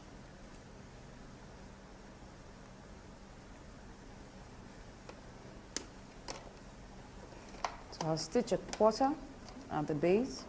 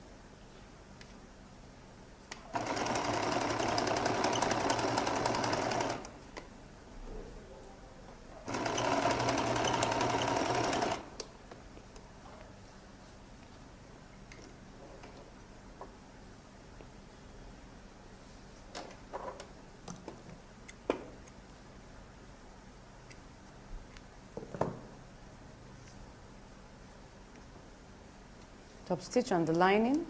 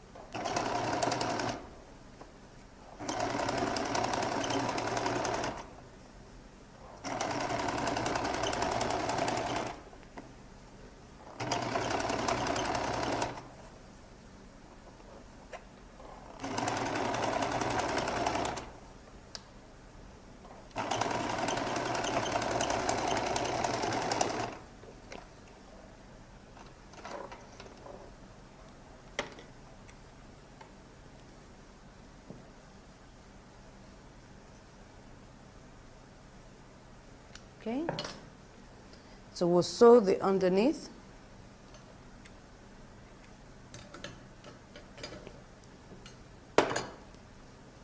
Make sure you match the lines.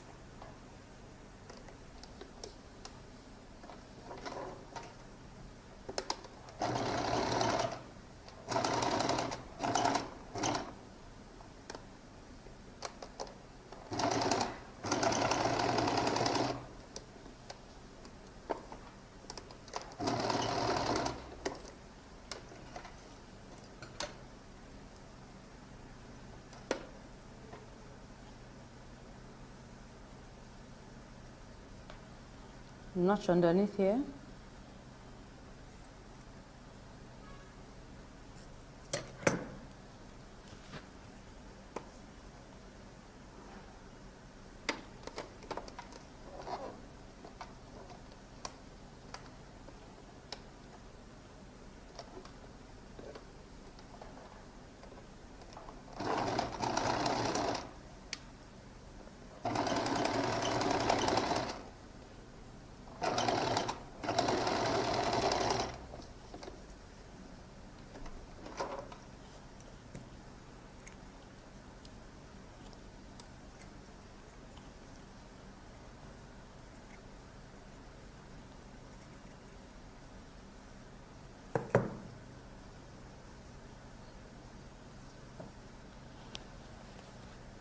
So we've already sewn our sleeves. We're now going to iron it.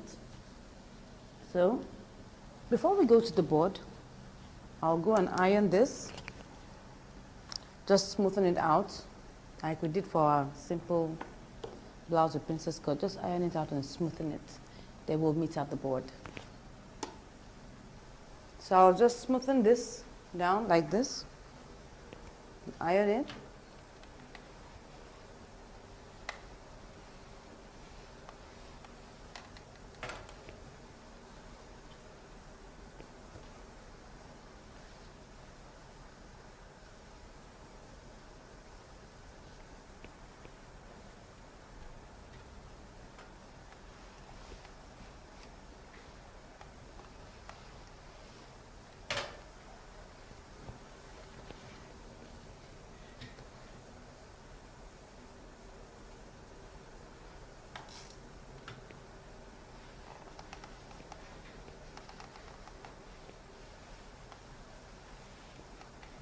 So you iron this in like this.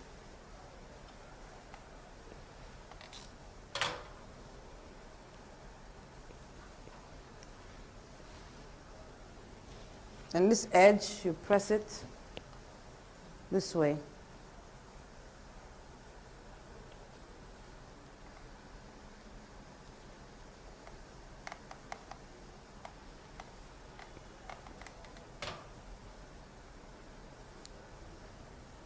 So you can see that by the time you iron this out, it's neat and tidy.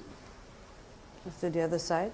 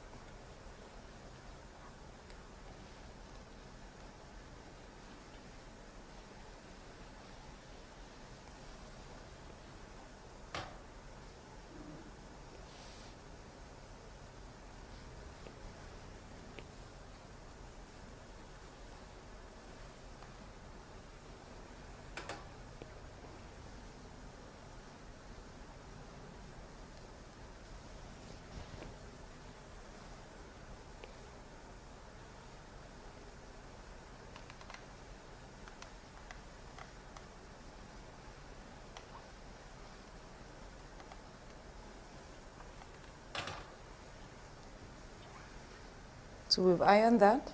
You just press it on top again.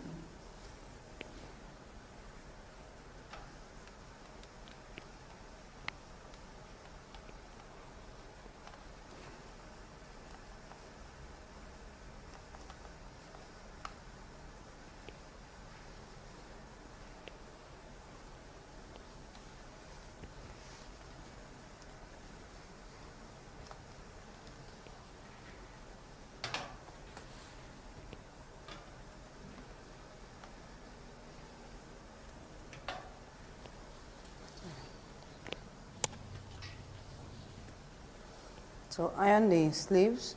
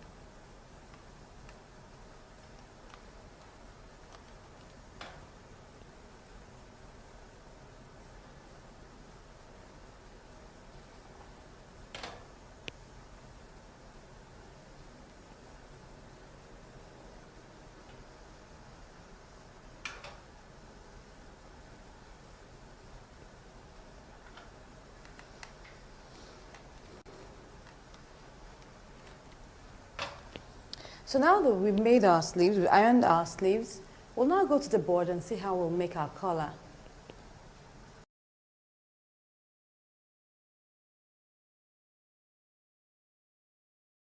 So we've already measured the neckline of our jacket and we found that it's 22.5 inches. So I said, first of all, we have to decide what your lapel edge would be. And we're choosing to use 1¾ inches. We could use as much as 2 inches or even 2½. It really depends on the style that you want to come up with. You can use as little as 1 inch or 1½ inches, but we'll just toe the middle line. We'll use 1¾ inch.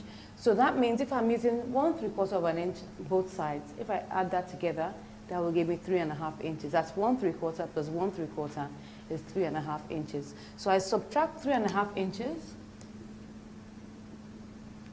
and what I get is 19 inches. And that is the length of my collar. That's the total length of the collar. Now, I would now, first of all, divide this into two because I want to fold my paper into two, and I'm going to curve it out. So, but because I need to fold my paper, I need to divide this into two. This will give me 9½ inches. That's 9½ inches, because 90 divided by 2 is 9½ inches. Now, this is my fold. Now, this is the length, actually. We haven't talked about the height. Now, the height shouldn't really be more than 4 inches. You can use less than that. You can use 3½. You can use, you know, maybe 3¼ but really shouldn't go beyond 4 inches. So the height will be 4 inches. So we need to cut out a strip that is 19 inches by 4 inches. Now there's something about the collar we're making that's really going to be curved at a particular point. So because of that curve, we need to reduce this 9½ by 1 or by 3/4, as the case may be, but we're going to reduce it by 1 to curve it out. So by the time we're done with curving it out, we will now check the measurement to be sure that we have 9½ or 19 inches, as the case may be. So this is my strip. I'll subtract 1 here, and that will give me 8½. That's just to draft out the pattern. So this is my strip. I need to cut out a strip that is, first of all, 17 inches by 4 inches. I fold that into two.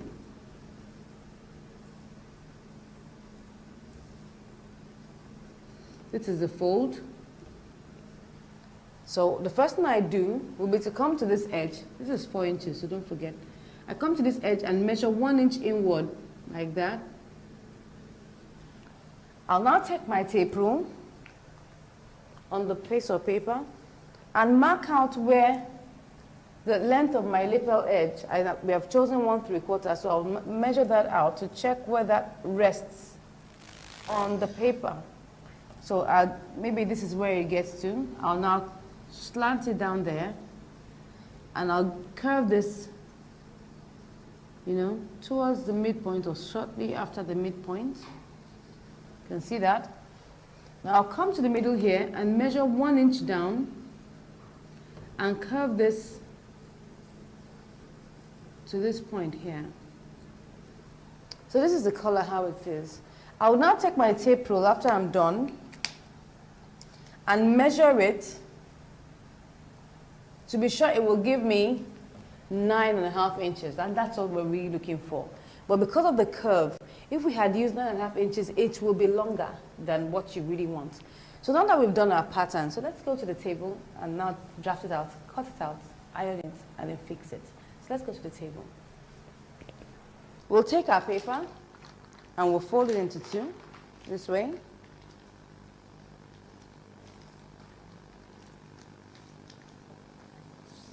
You can decide to cut out a strip of 4 inches by 17 inches, or you could just decide to work it out as I'm about to work it out now.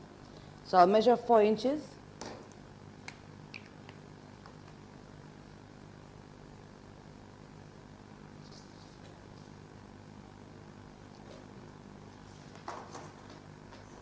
Draw the line.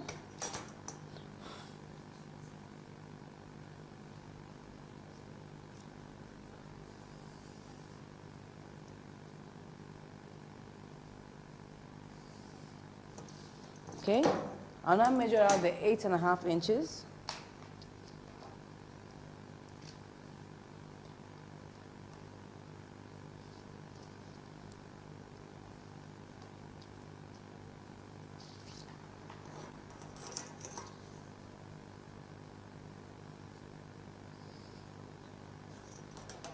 So I'll now measure out 1 inch on top here.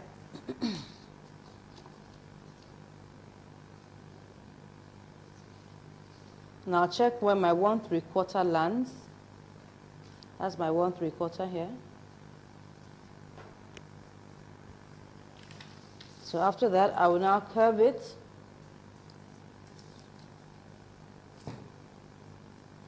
I'll curve it like that.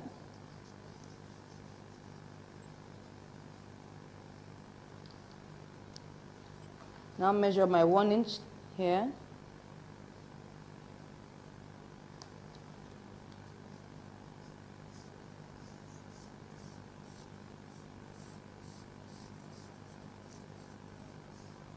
Good. So we'll now check this measurement to be sure that this will give us, don't forget that the measurement we're looking for is 19 inches. And if you divide that into 2, that's 9.5 inches. So I'm going to check that out here at the base, just to be sure. This is almost 19.5 inches. This is supposed to be 9.5. So we'll just add it to increase it, just gently, like I told you. It's better to be short so that you don't get it too long. And just extend it by 1/4 inch.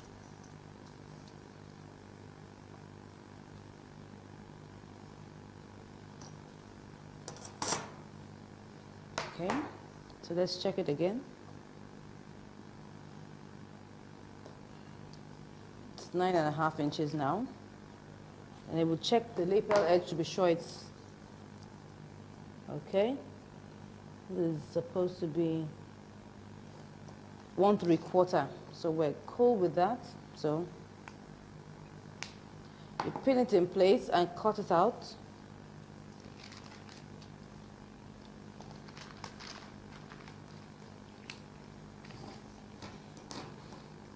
So what you can do is that you can actually, instead of subtracting 1 inch, you can subtract 3/4 inch. That means that you cut out a piece that's 8/3 inch. That will give you 8/3 inch.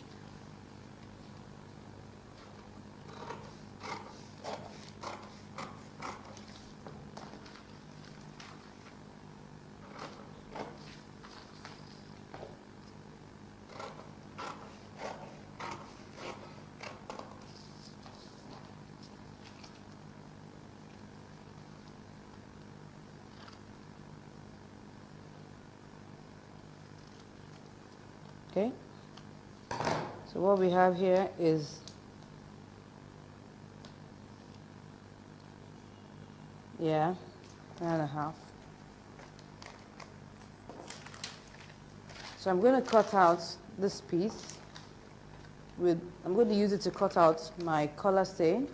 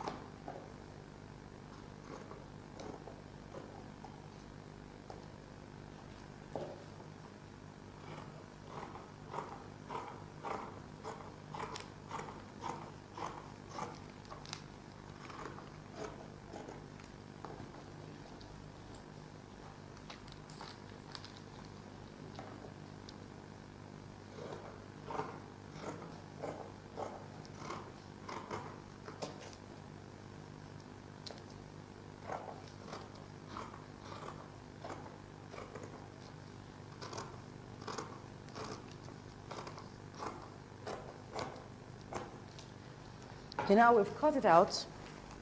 What we'll do next will be to iron it on top of our fabric, and then we'll meet at the machine to sew it.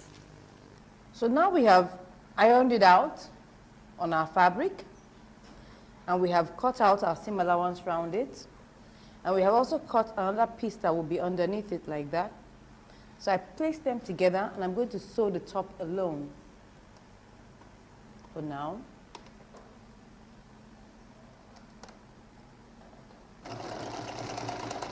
I'll make sure that I sew a little bit away from the collar, to just slightly away, like 1 millimeter away from it.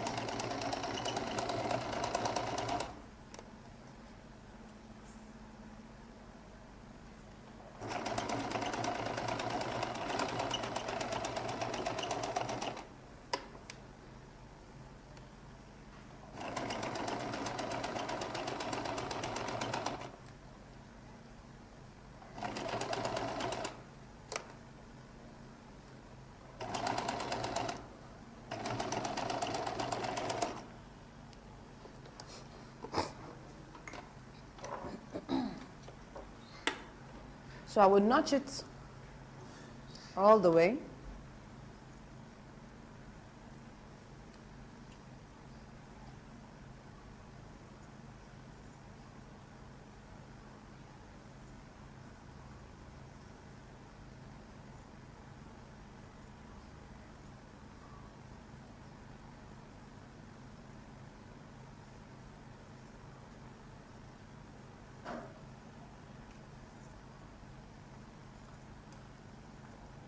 Okay, I'll remove the pins.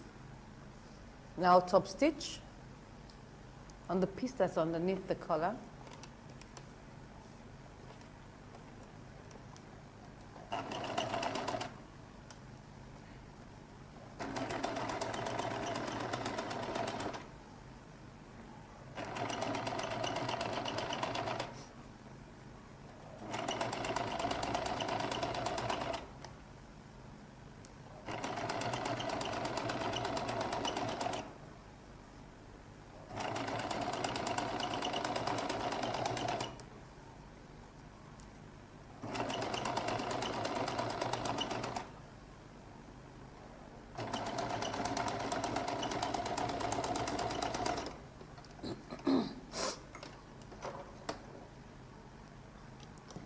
So I just cut that off there.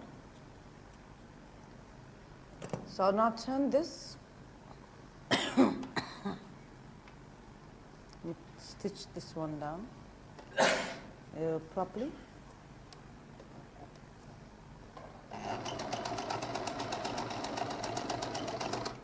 Yeah.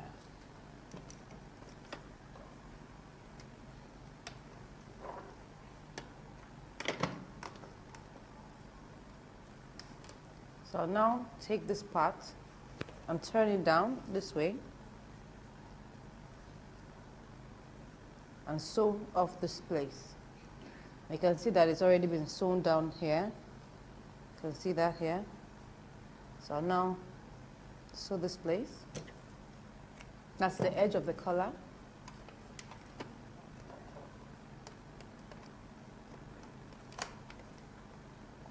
Sew by the side.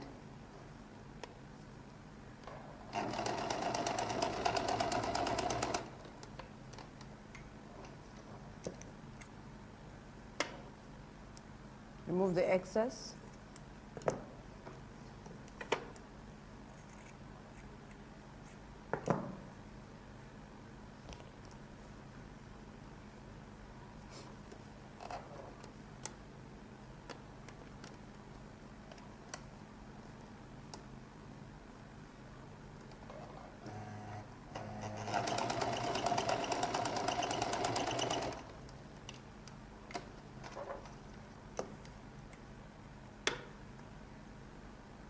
Remove the excess and trim it off like that. And we turn to the right side.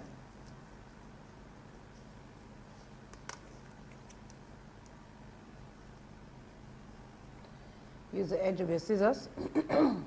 Oops, I did that too much, so I have to stitch that back That's what happens if you poke it out too much. So, yeah.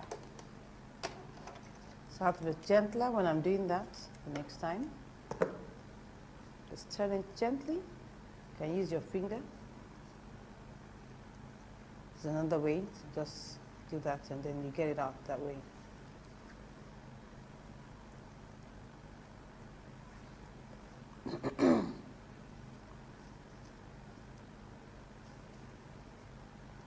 Don't see that? So I'll just use my pins to hold it down.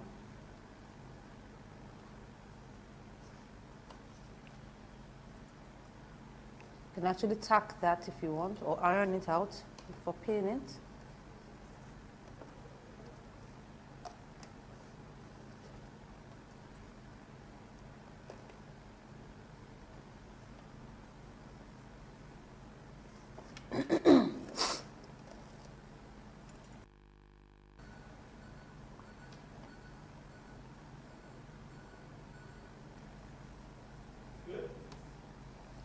So I'm pinning it there. So we'll keep on pinning that way.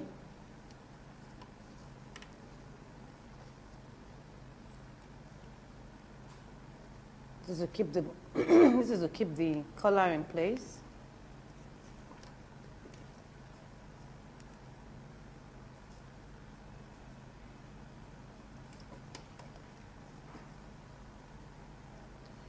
So you can see that because of the way we pinned it, we have a little excess coming out from underneath it.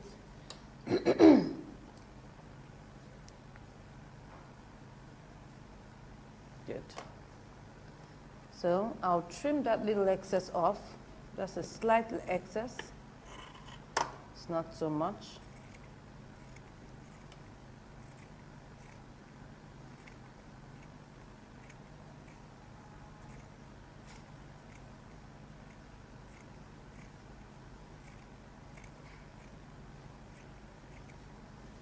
Okay, so after trimming that, I'll now check the edges to be sure that it's equal, because you don't want one looking longer. This looks slightly longer, so I'll trim a little bit off that, because 1/8 can make a huge difference in the way a color looks. So trim that down. Check it, take a look at it again. Yeah, it's equal.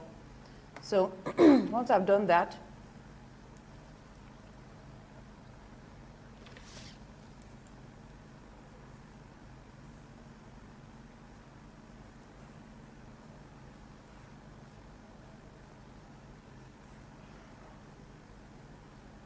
okay, that's giving us what we want.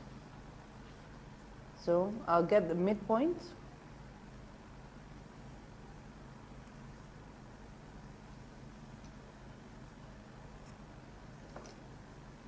So this place I have notched now is my midpoint.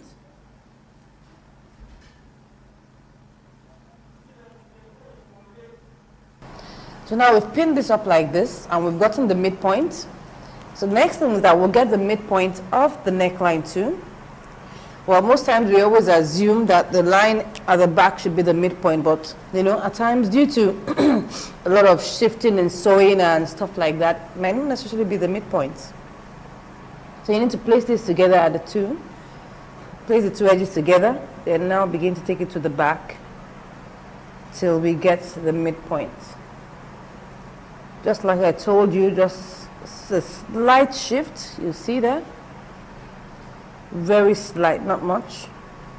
But like I always say, 1/8 of an inch makes a whole lot of difference. You can see that this is the middle, and this is where my center is. It's just like 1/8 of an inch difference. So I need to use that point as my midpoint. You can see that this is where my notch rests, just like 1/8 away. It doesn't matter. Just to ensure that you get it as accurate as possible. So I'm going to turn the jacket back to the wrong side because of the way we're going to sew it. We need to sew it.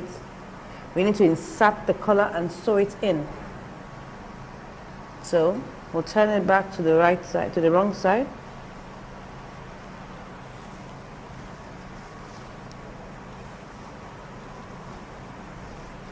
We're almost done.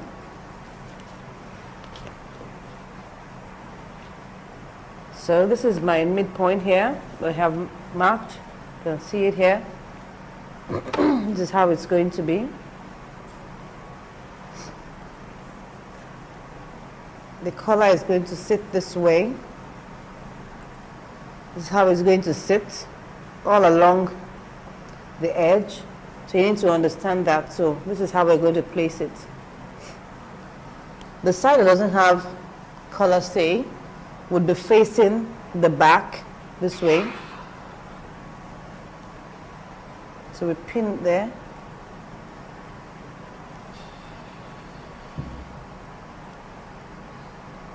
So once we pin the middle, we now begin to pin it all the way to the sides.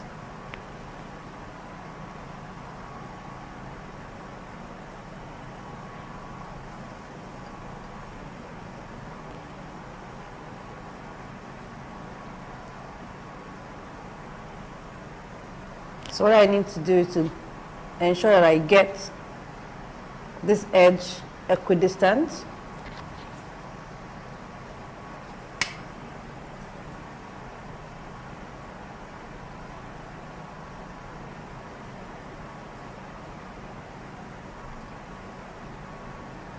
Okay, I'm just trying to ensure that it comes out equal by the time I finish sewing it.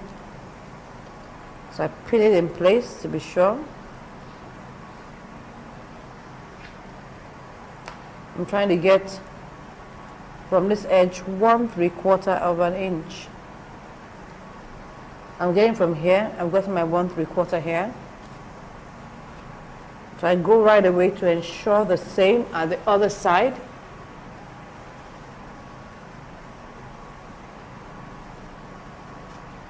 This is how it will be folded.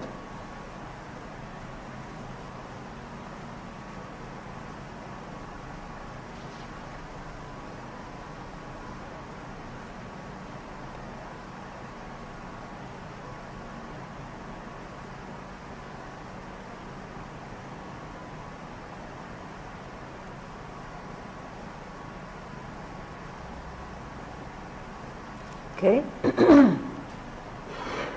I've gotten it equal now. So now pin it in place.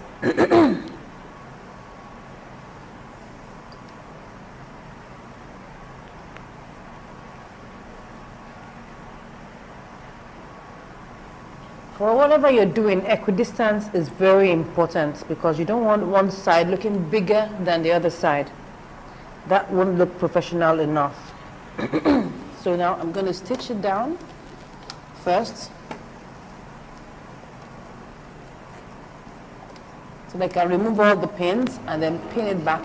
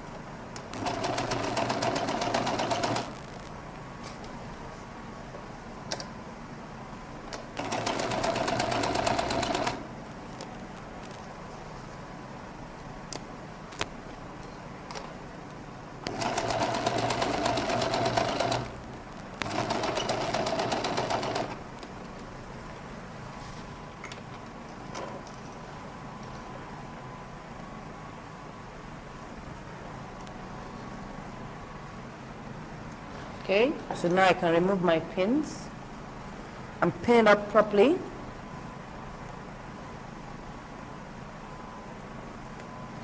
So now take all these edges and pin them up properly.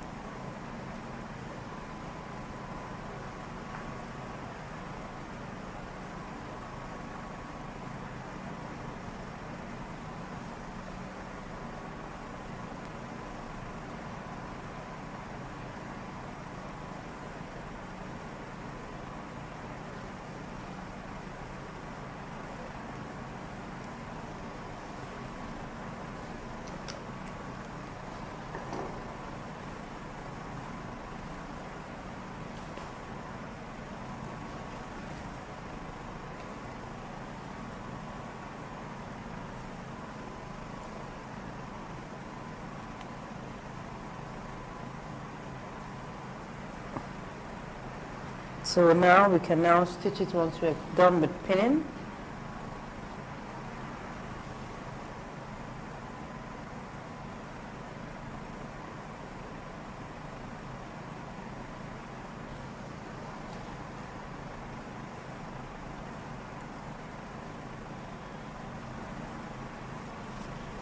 So I will now pinch this,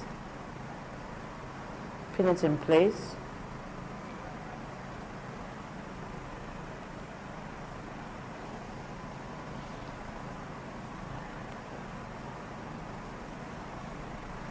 Okay, now we can sew.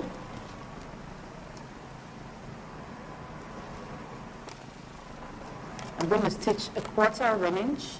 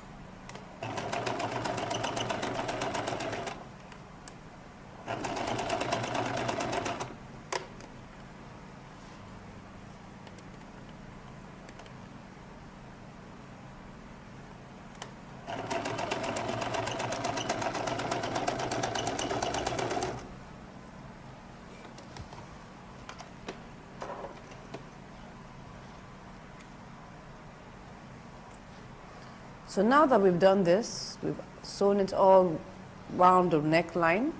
We'll remove the excess that's there.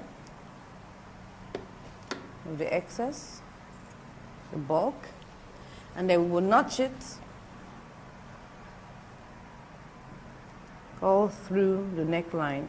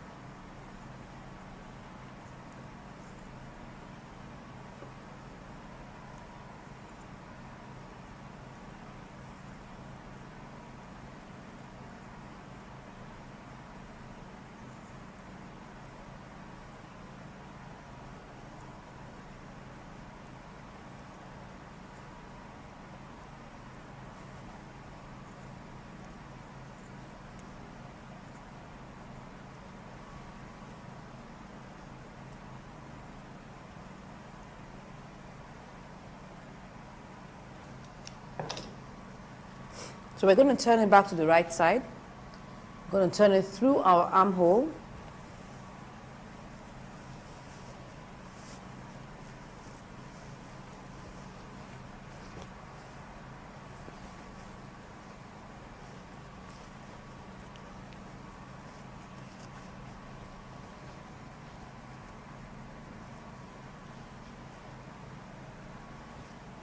You can see it's the same.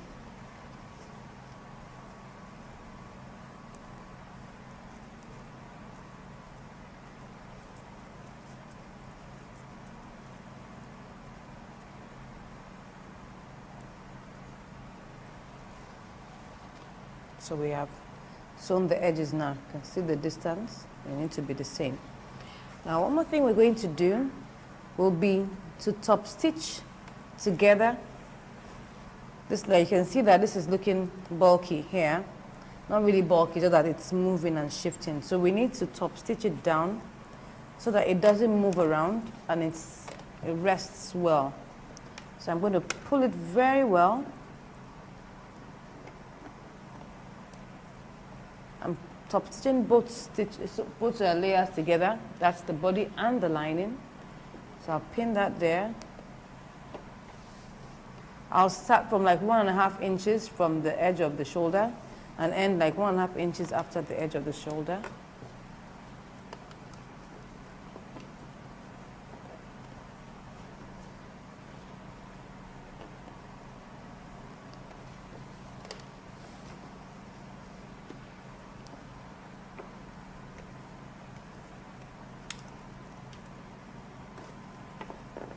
So I'm pulling it so that there are no folds.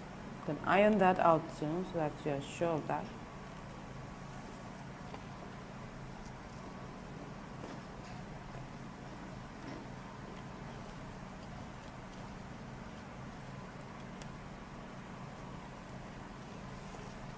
So I'll start like 1.5 inches before the shoulder here. Let me make it 2 inches.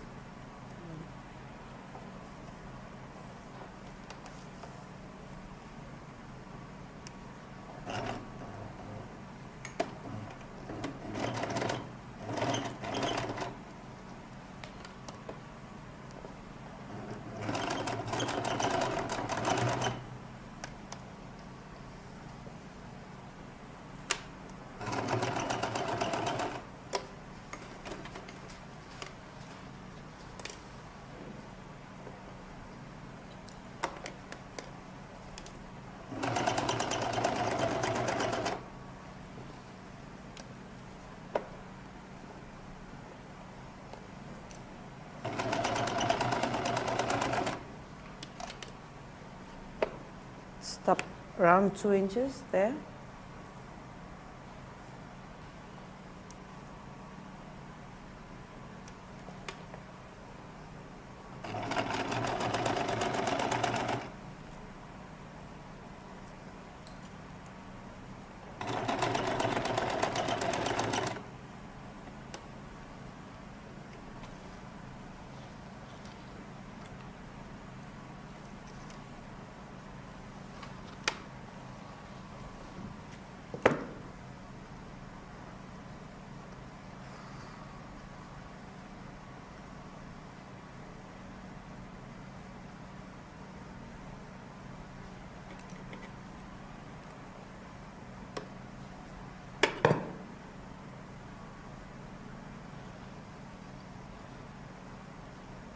So moving all the excess threads around there.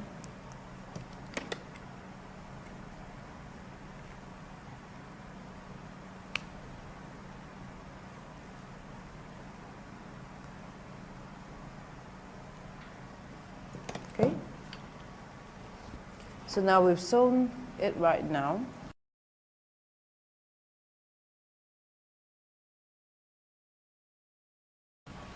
Next thing we're going to do will be to pin our armhole.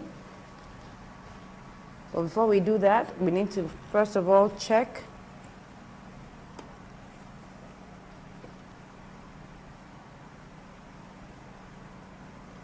to trim off a little.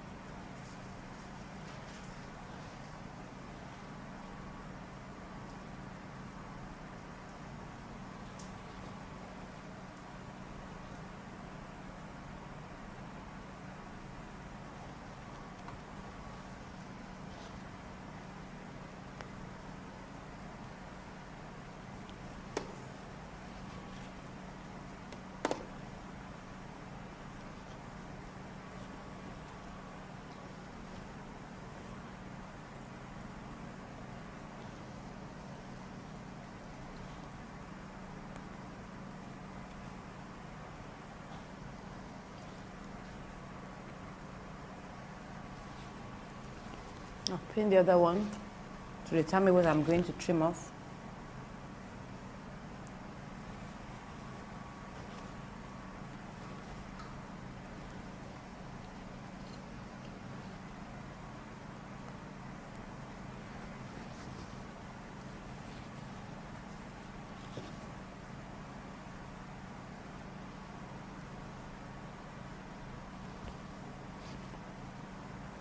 Now that's going to trim off a little there.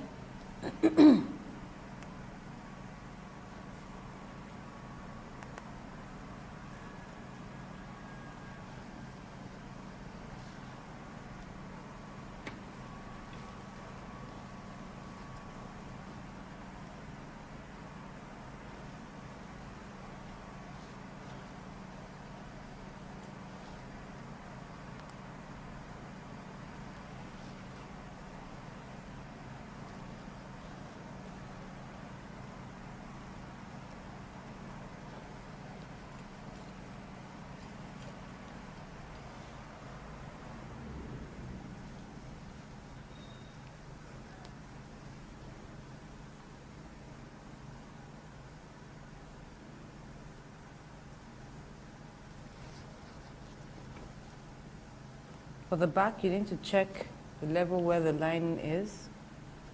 Make sure that one is not shorter than the other.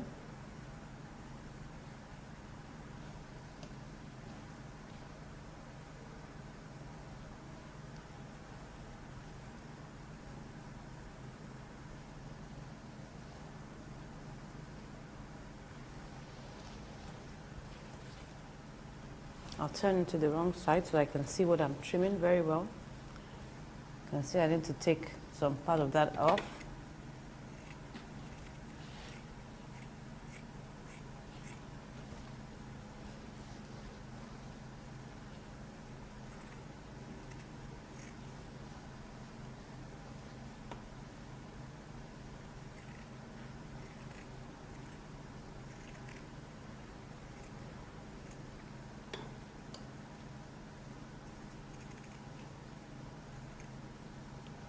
So I'll check the back.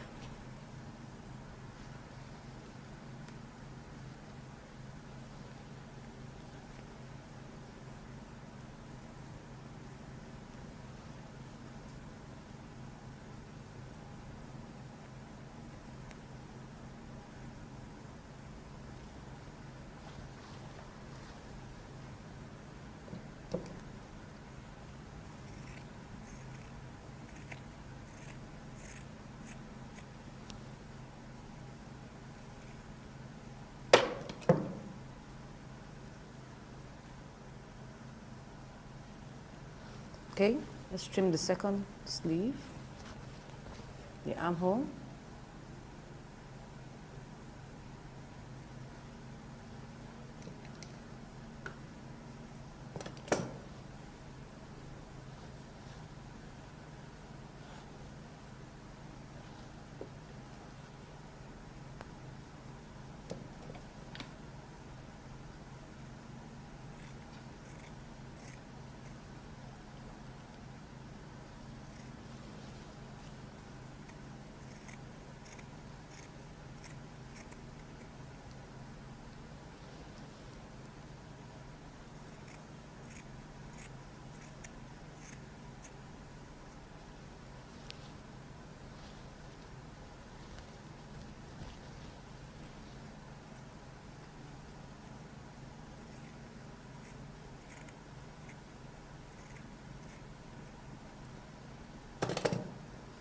Okay, so we've trimmed it now. The two sleeves are identical.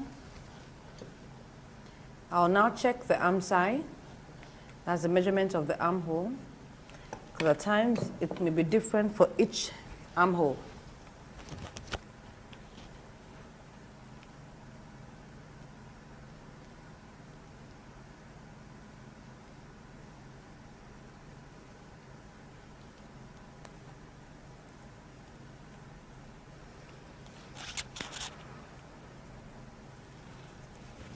So start from the armhole here, from the armpit region.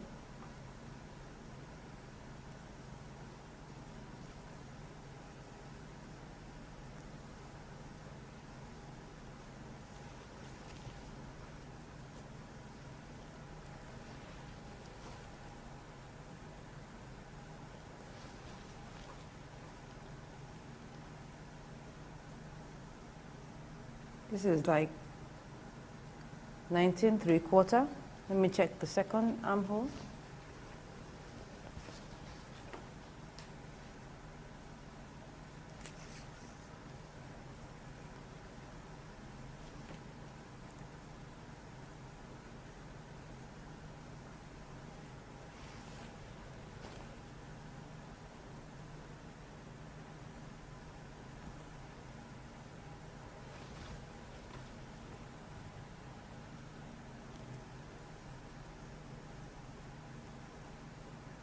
I have almost about the same thing, but this is like 19.5. So we'll use 19 3/4 because it's bigger of the two. So we'll use that as the measurement of what we want to do. I'll pick my sleeves, put that here, and shoulder pad. Now, this can be naked shoulder pads. It doesn't really have to be covered up with fabric because we're going to insert it into the shoulder. So I'm going to trim it around. I don't need it to be too big, I just need it to be small.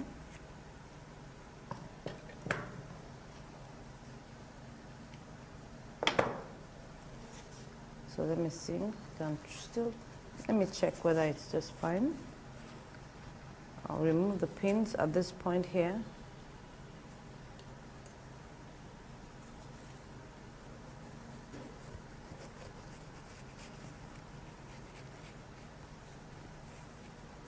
Okay, I think it's just fine.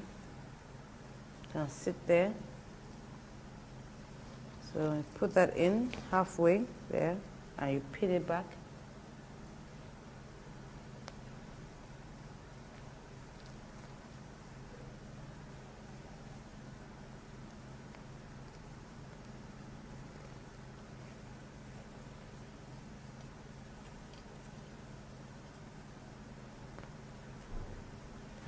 Pin my shoulder pad here. I'll put it on the other side.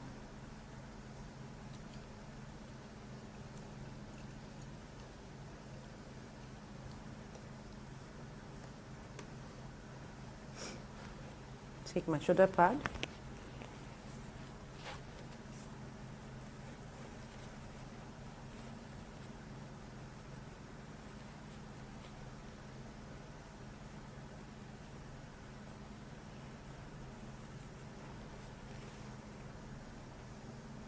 Pin it back.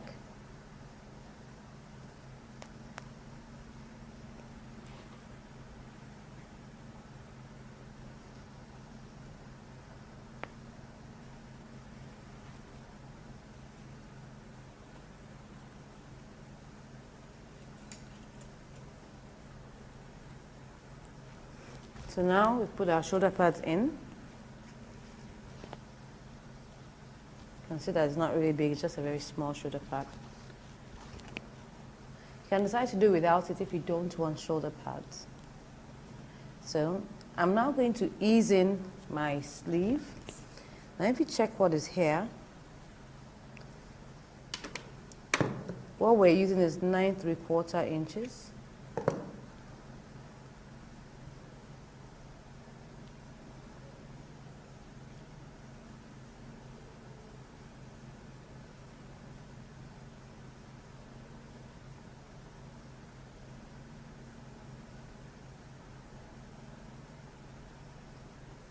Now we have a little excess here. We're going to ease that in. So I'm going to start by running a few gather stitches. I'm not going to stitch my lining together with it yet. I'll just start from somewhere here.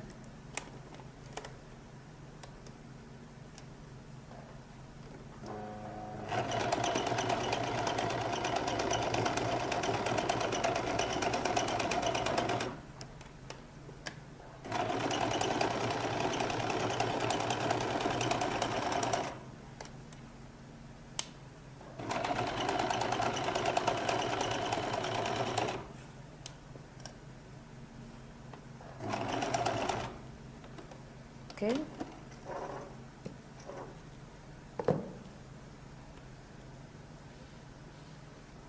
Do the same on the other side.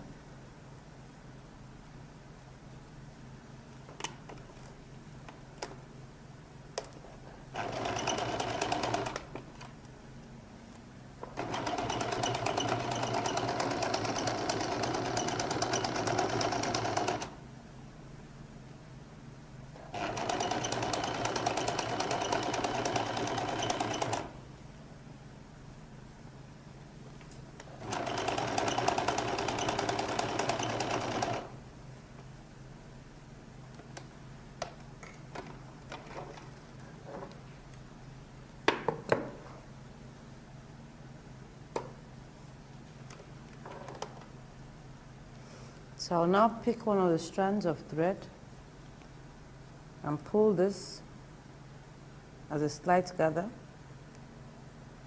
just slight, not much. You can see, you can barely see it.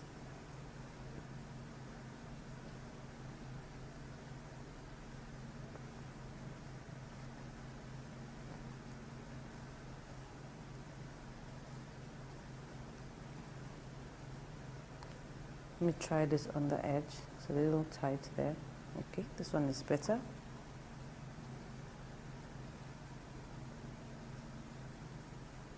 You can see, you can hardly see the gathers. It's just something that gives it a slight ease.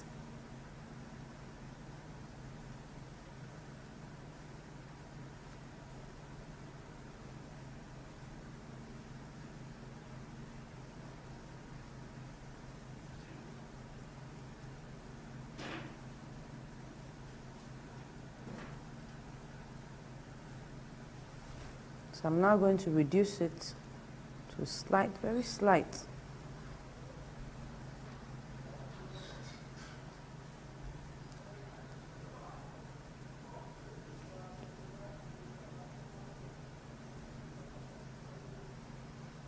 I'm going to measure around till I get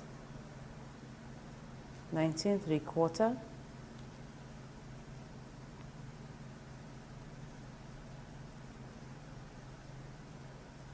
I have 19, so I need to reduce it.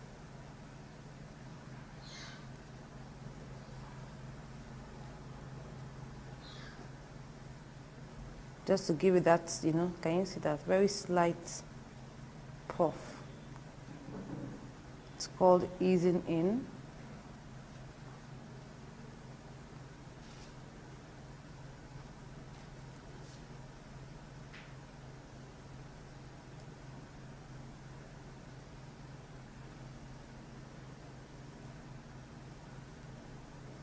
Let me leave it at 19.5.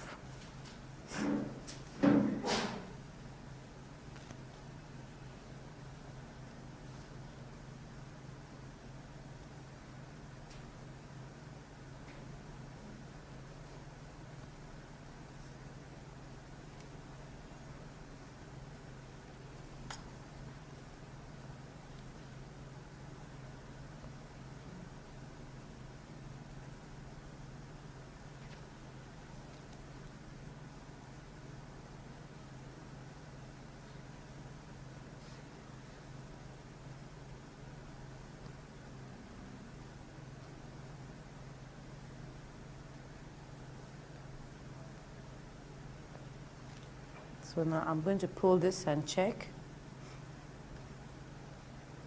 I'll measure it.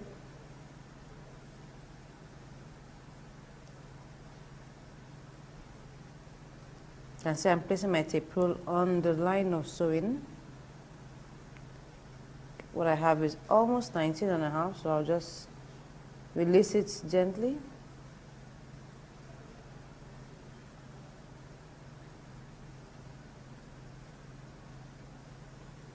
You can see how it's just showing a slight puff there.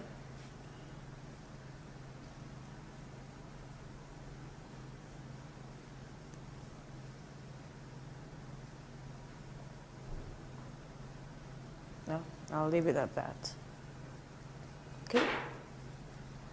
I'll now pick my body, the body of the jacket, fold it to the wrong side, take my sleeve. Now one thing we need to take note of is that when we want to fix the sleeve for the jacket, like I told you, they were just observing a few rules from making the suit, so it's not like as if it's a full suit. One of the things that you notice when you're wearing a jacket is that the sleeves are tilted forward gently. So to just try to achieve that, we're going to move the point of our shoulder like half an inch backwards, so that by the time I fix my sleeve, I have my hand moving gently like this. That's just the whole idea. So I'm going to place, instead of using this as the center, I would place it half inch backwards, so that my sleeve will tilt gently to the front. So this is the point I'll use. I'll start pinning my sleeve there.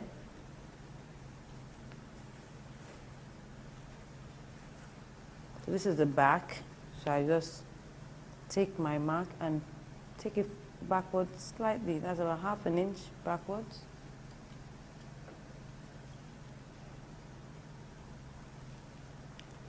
So once I've pinned that, I can now begin to pin the other parts.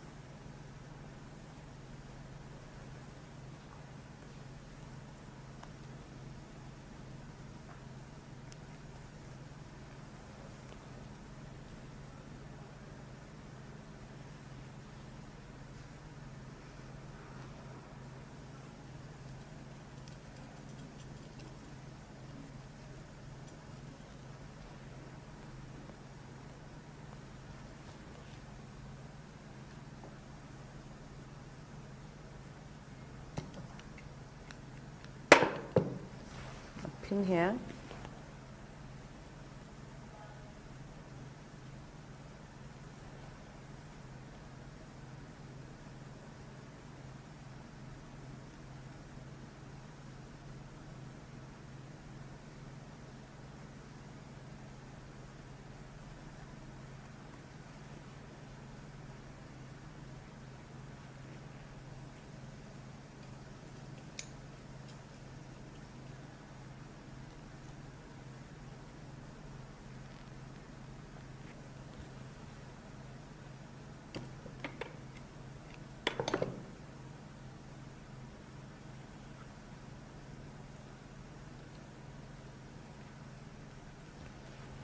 So you can see that it just fits snugly.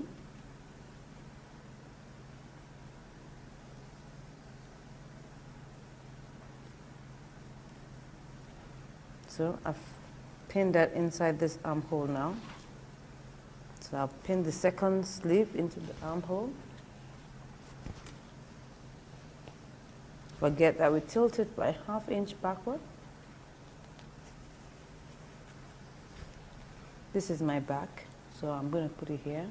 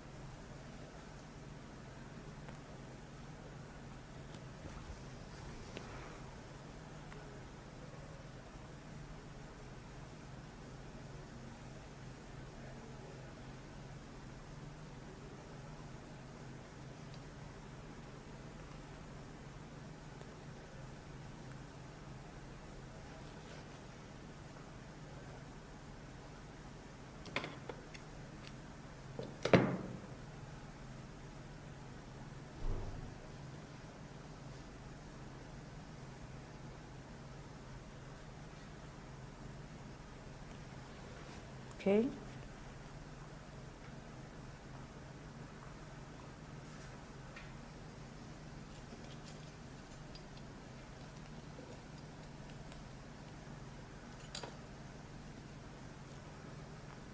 So I've pinned it now, I can begin to sew.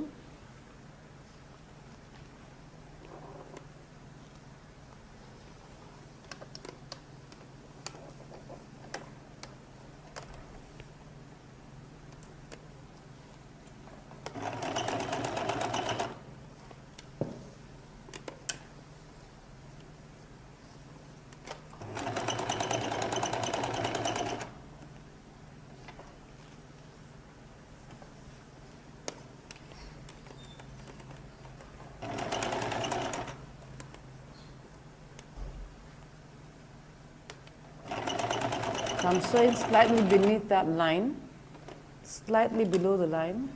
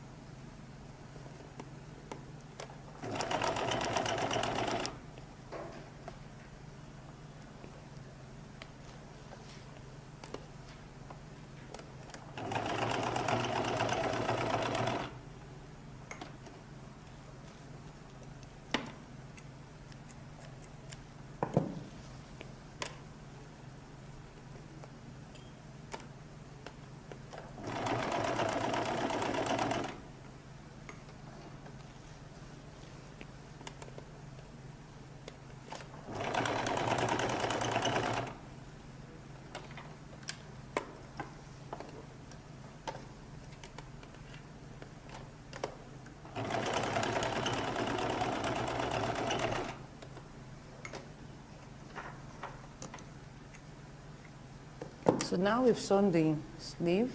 Let's check around to be sure everything is okay. Let's sew the second sleeve.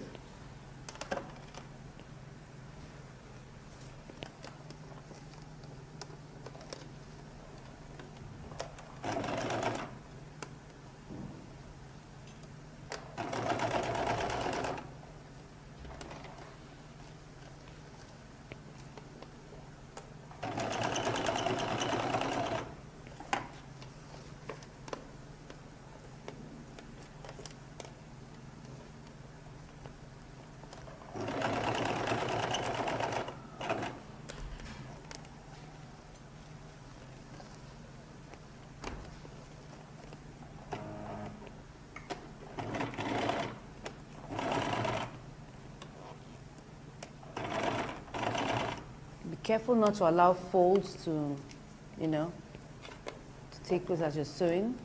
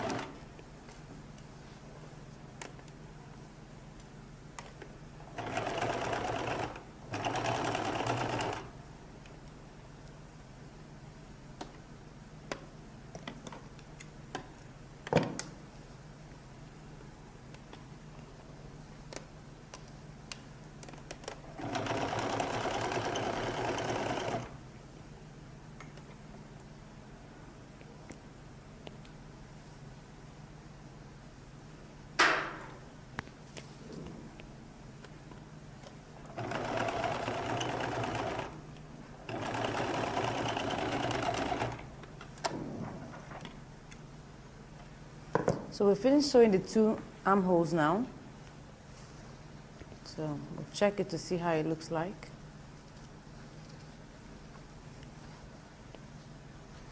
You can see that the slight puff that we left there, just to create space for the shoulder part.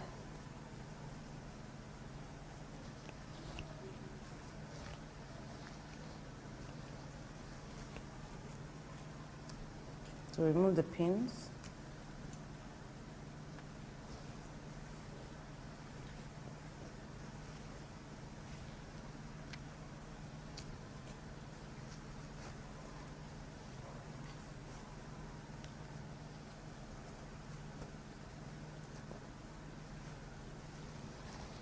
Sure that there are no folds.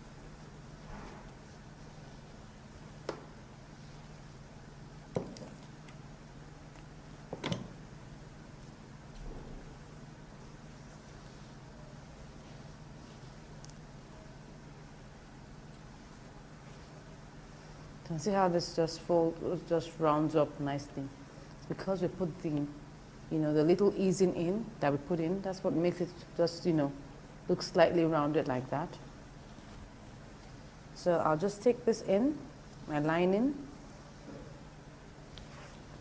turn it back to the wrong side.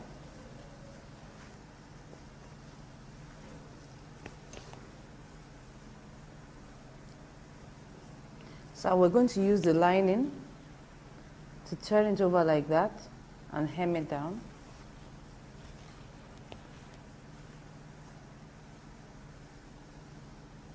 I'm going to start with this point here. Remember that we have moved it 1/2 inch backwards.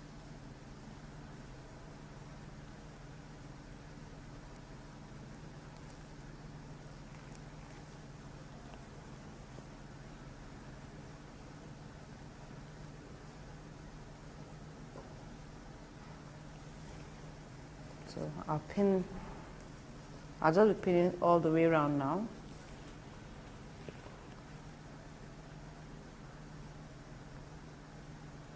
Don't forget that we eased it in gently, so we may need to pleat at a few points.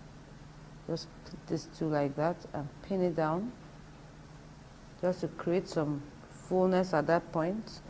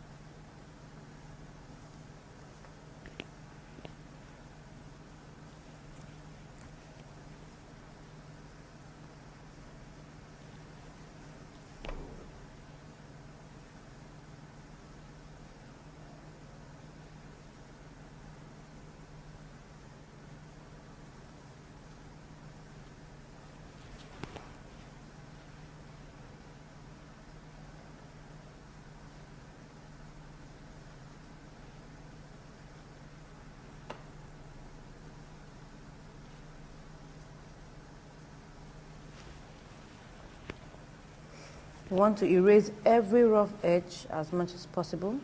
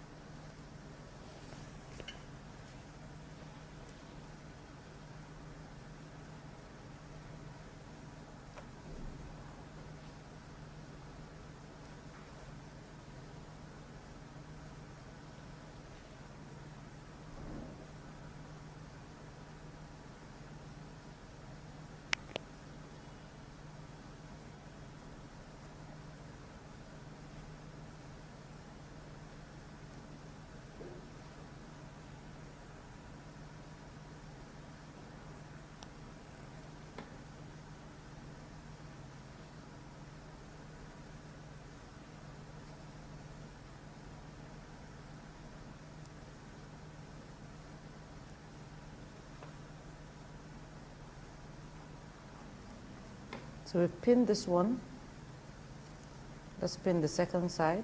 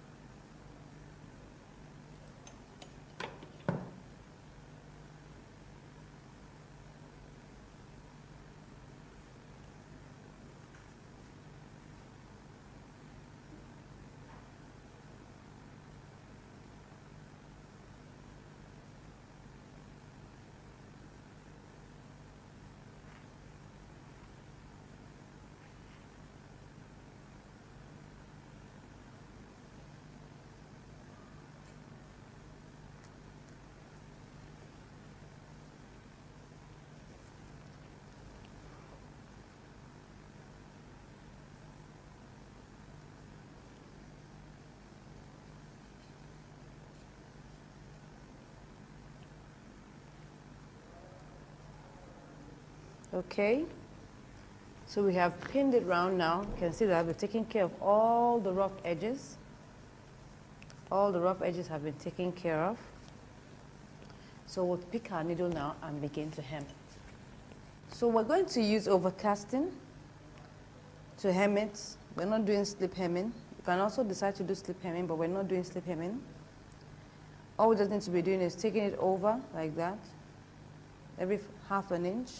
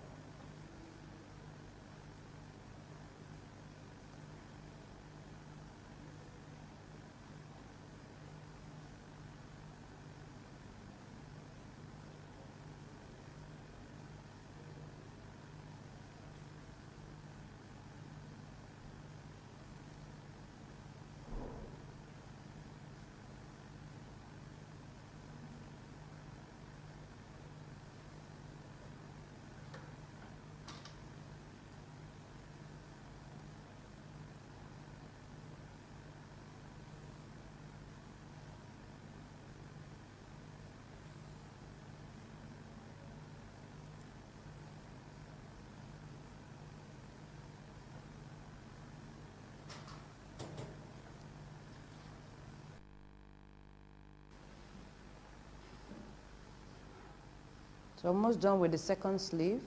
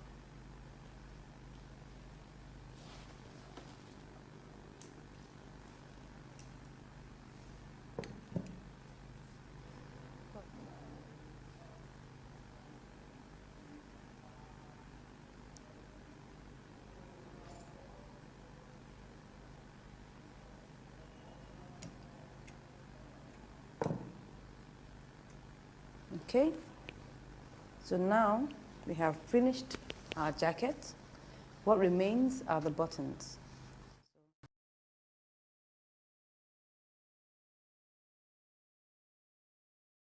We're going to mark out the positions of our buttons. We can put this here and do that. Since there are not many buttons anyway, so we can actually mark them here. Now, because this is a female outfit, it's going to be right over left. That means this is the right-hand side over the left. So I pin that here. I can get the position of my button. Now I'm using this lovely big button, very imposing button. I'm also going to put that here, sew it up here. You can see how it looks really cute. So I need to first of all measure out my button and know what the size is. You can see that this is like slightly above an inch, just about an inch. No, this is about 1/1/8, fine. So my buttonhole will be 1/1/8 plus another 1/8, and that will be 1/1/4. I'm going to use, it's a big button, so that means we need a bigger buttonhole. So I'm just going to do this because I only want to use like 2 or 3 buttons here. I get this pinned this way, make sure that this is equal.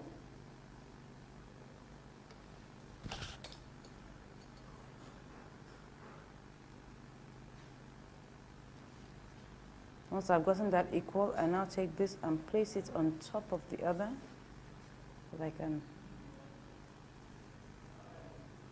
get it like that.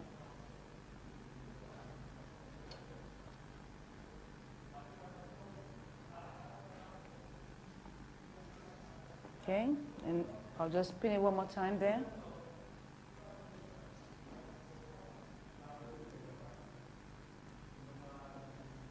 Okay, I'll now begin to mark out my my buttons. Let me put my first button here, about 1/4 of an inch. So let me see that. Put it here.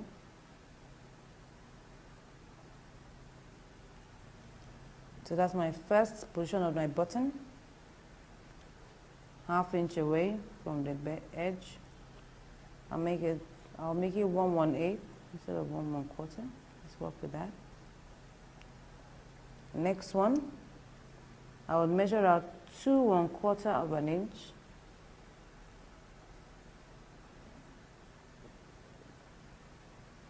Final one, 2 1/4 of an inch.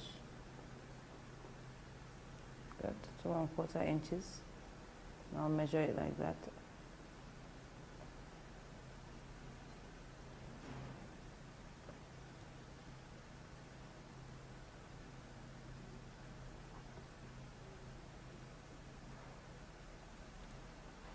So you can see that faintly there.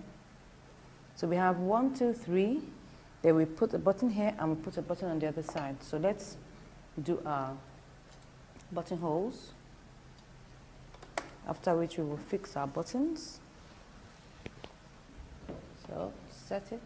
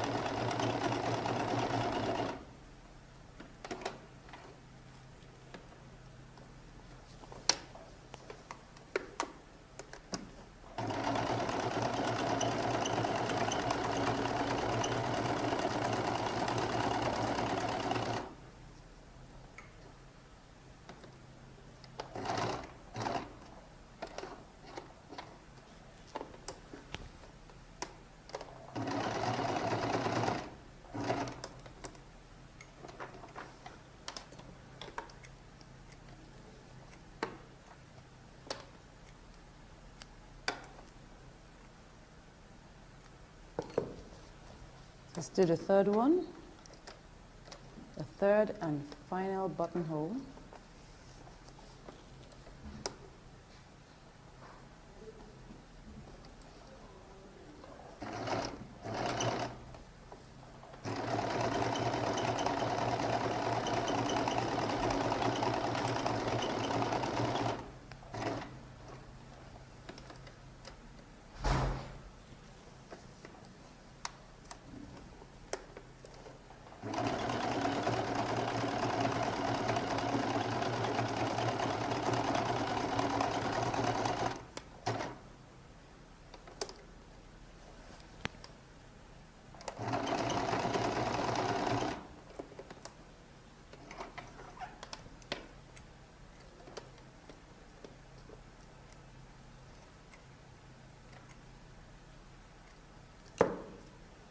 Okay, so we've done our 3 buttonholes. We'll now cut through it. Just match them like that.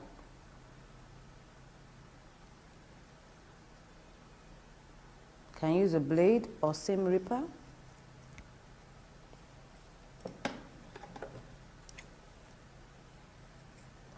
Then you cut a little. Now cut the rest.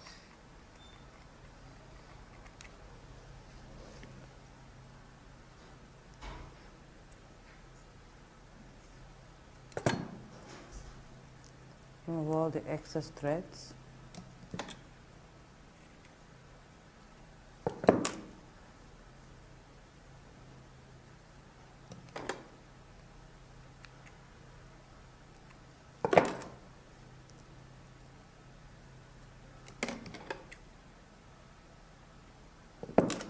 Okay, fine. Let's do the second one.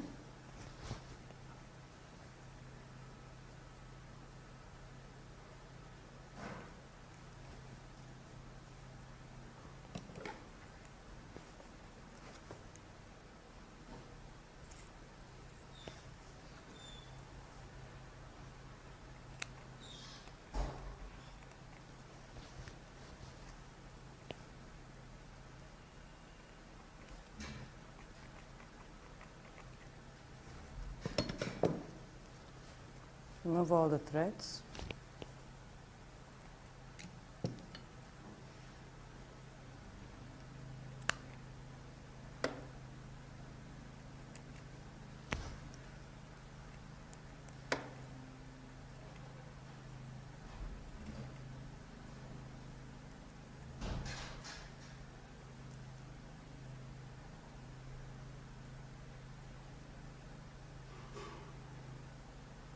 Because the fabric is a fraying type, so you need to get rid of all the excess threads, or else you won't really enjoy the buttonhole. Okay, done the second one.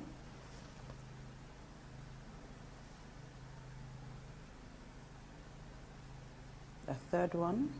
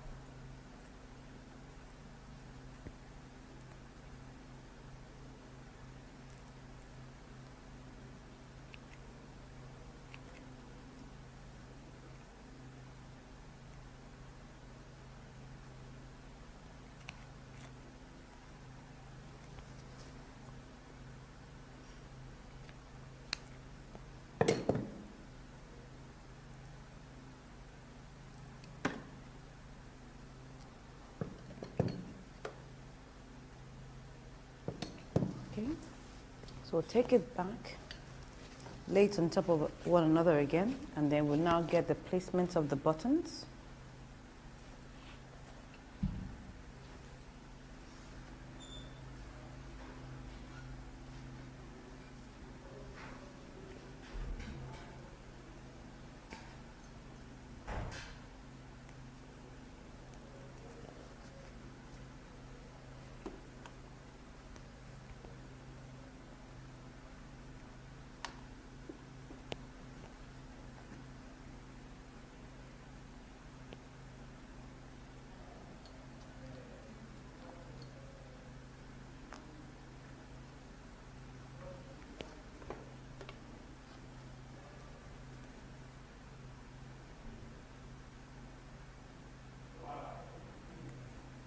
So I'll mark the position of the buttons.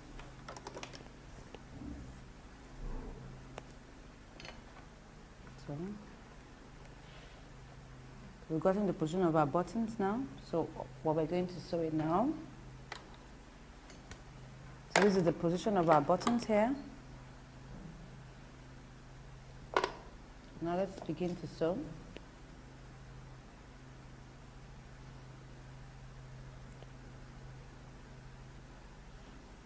Now because we have a button that has 4 holes, we're going to sew in a cross direction. That means it's going to look like an X.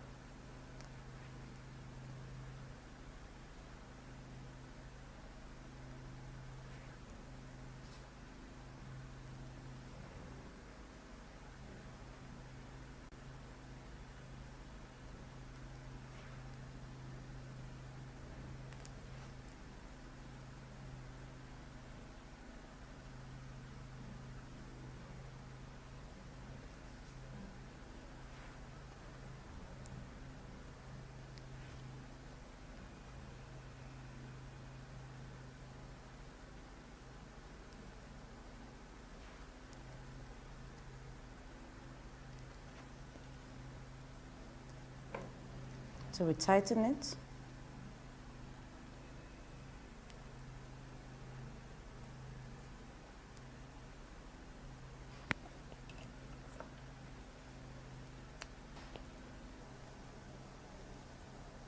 So we're on the last button now.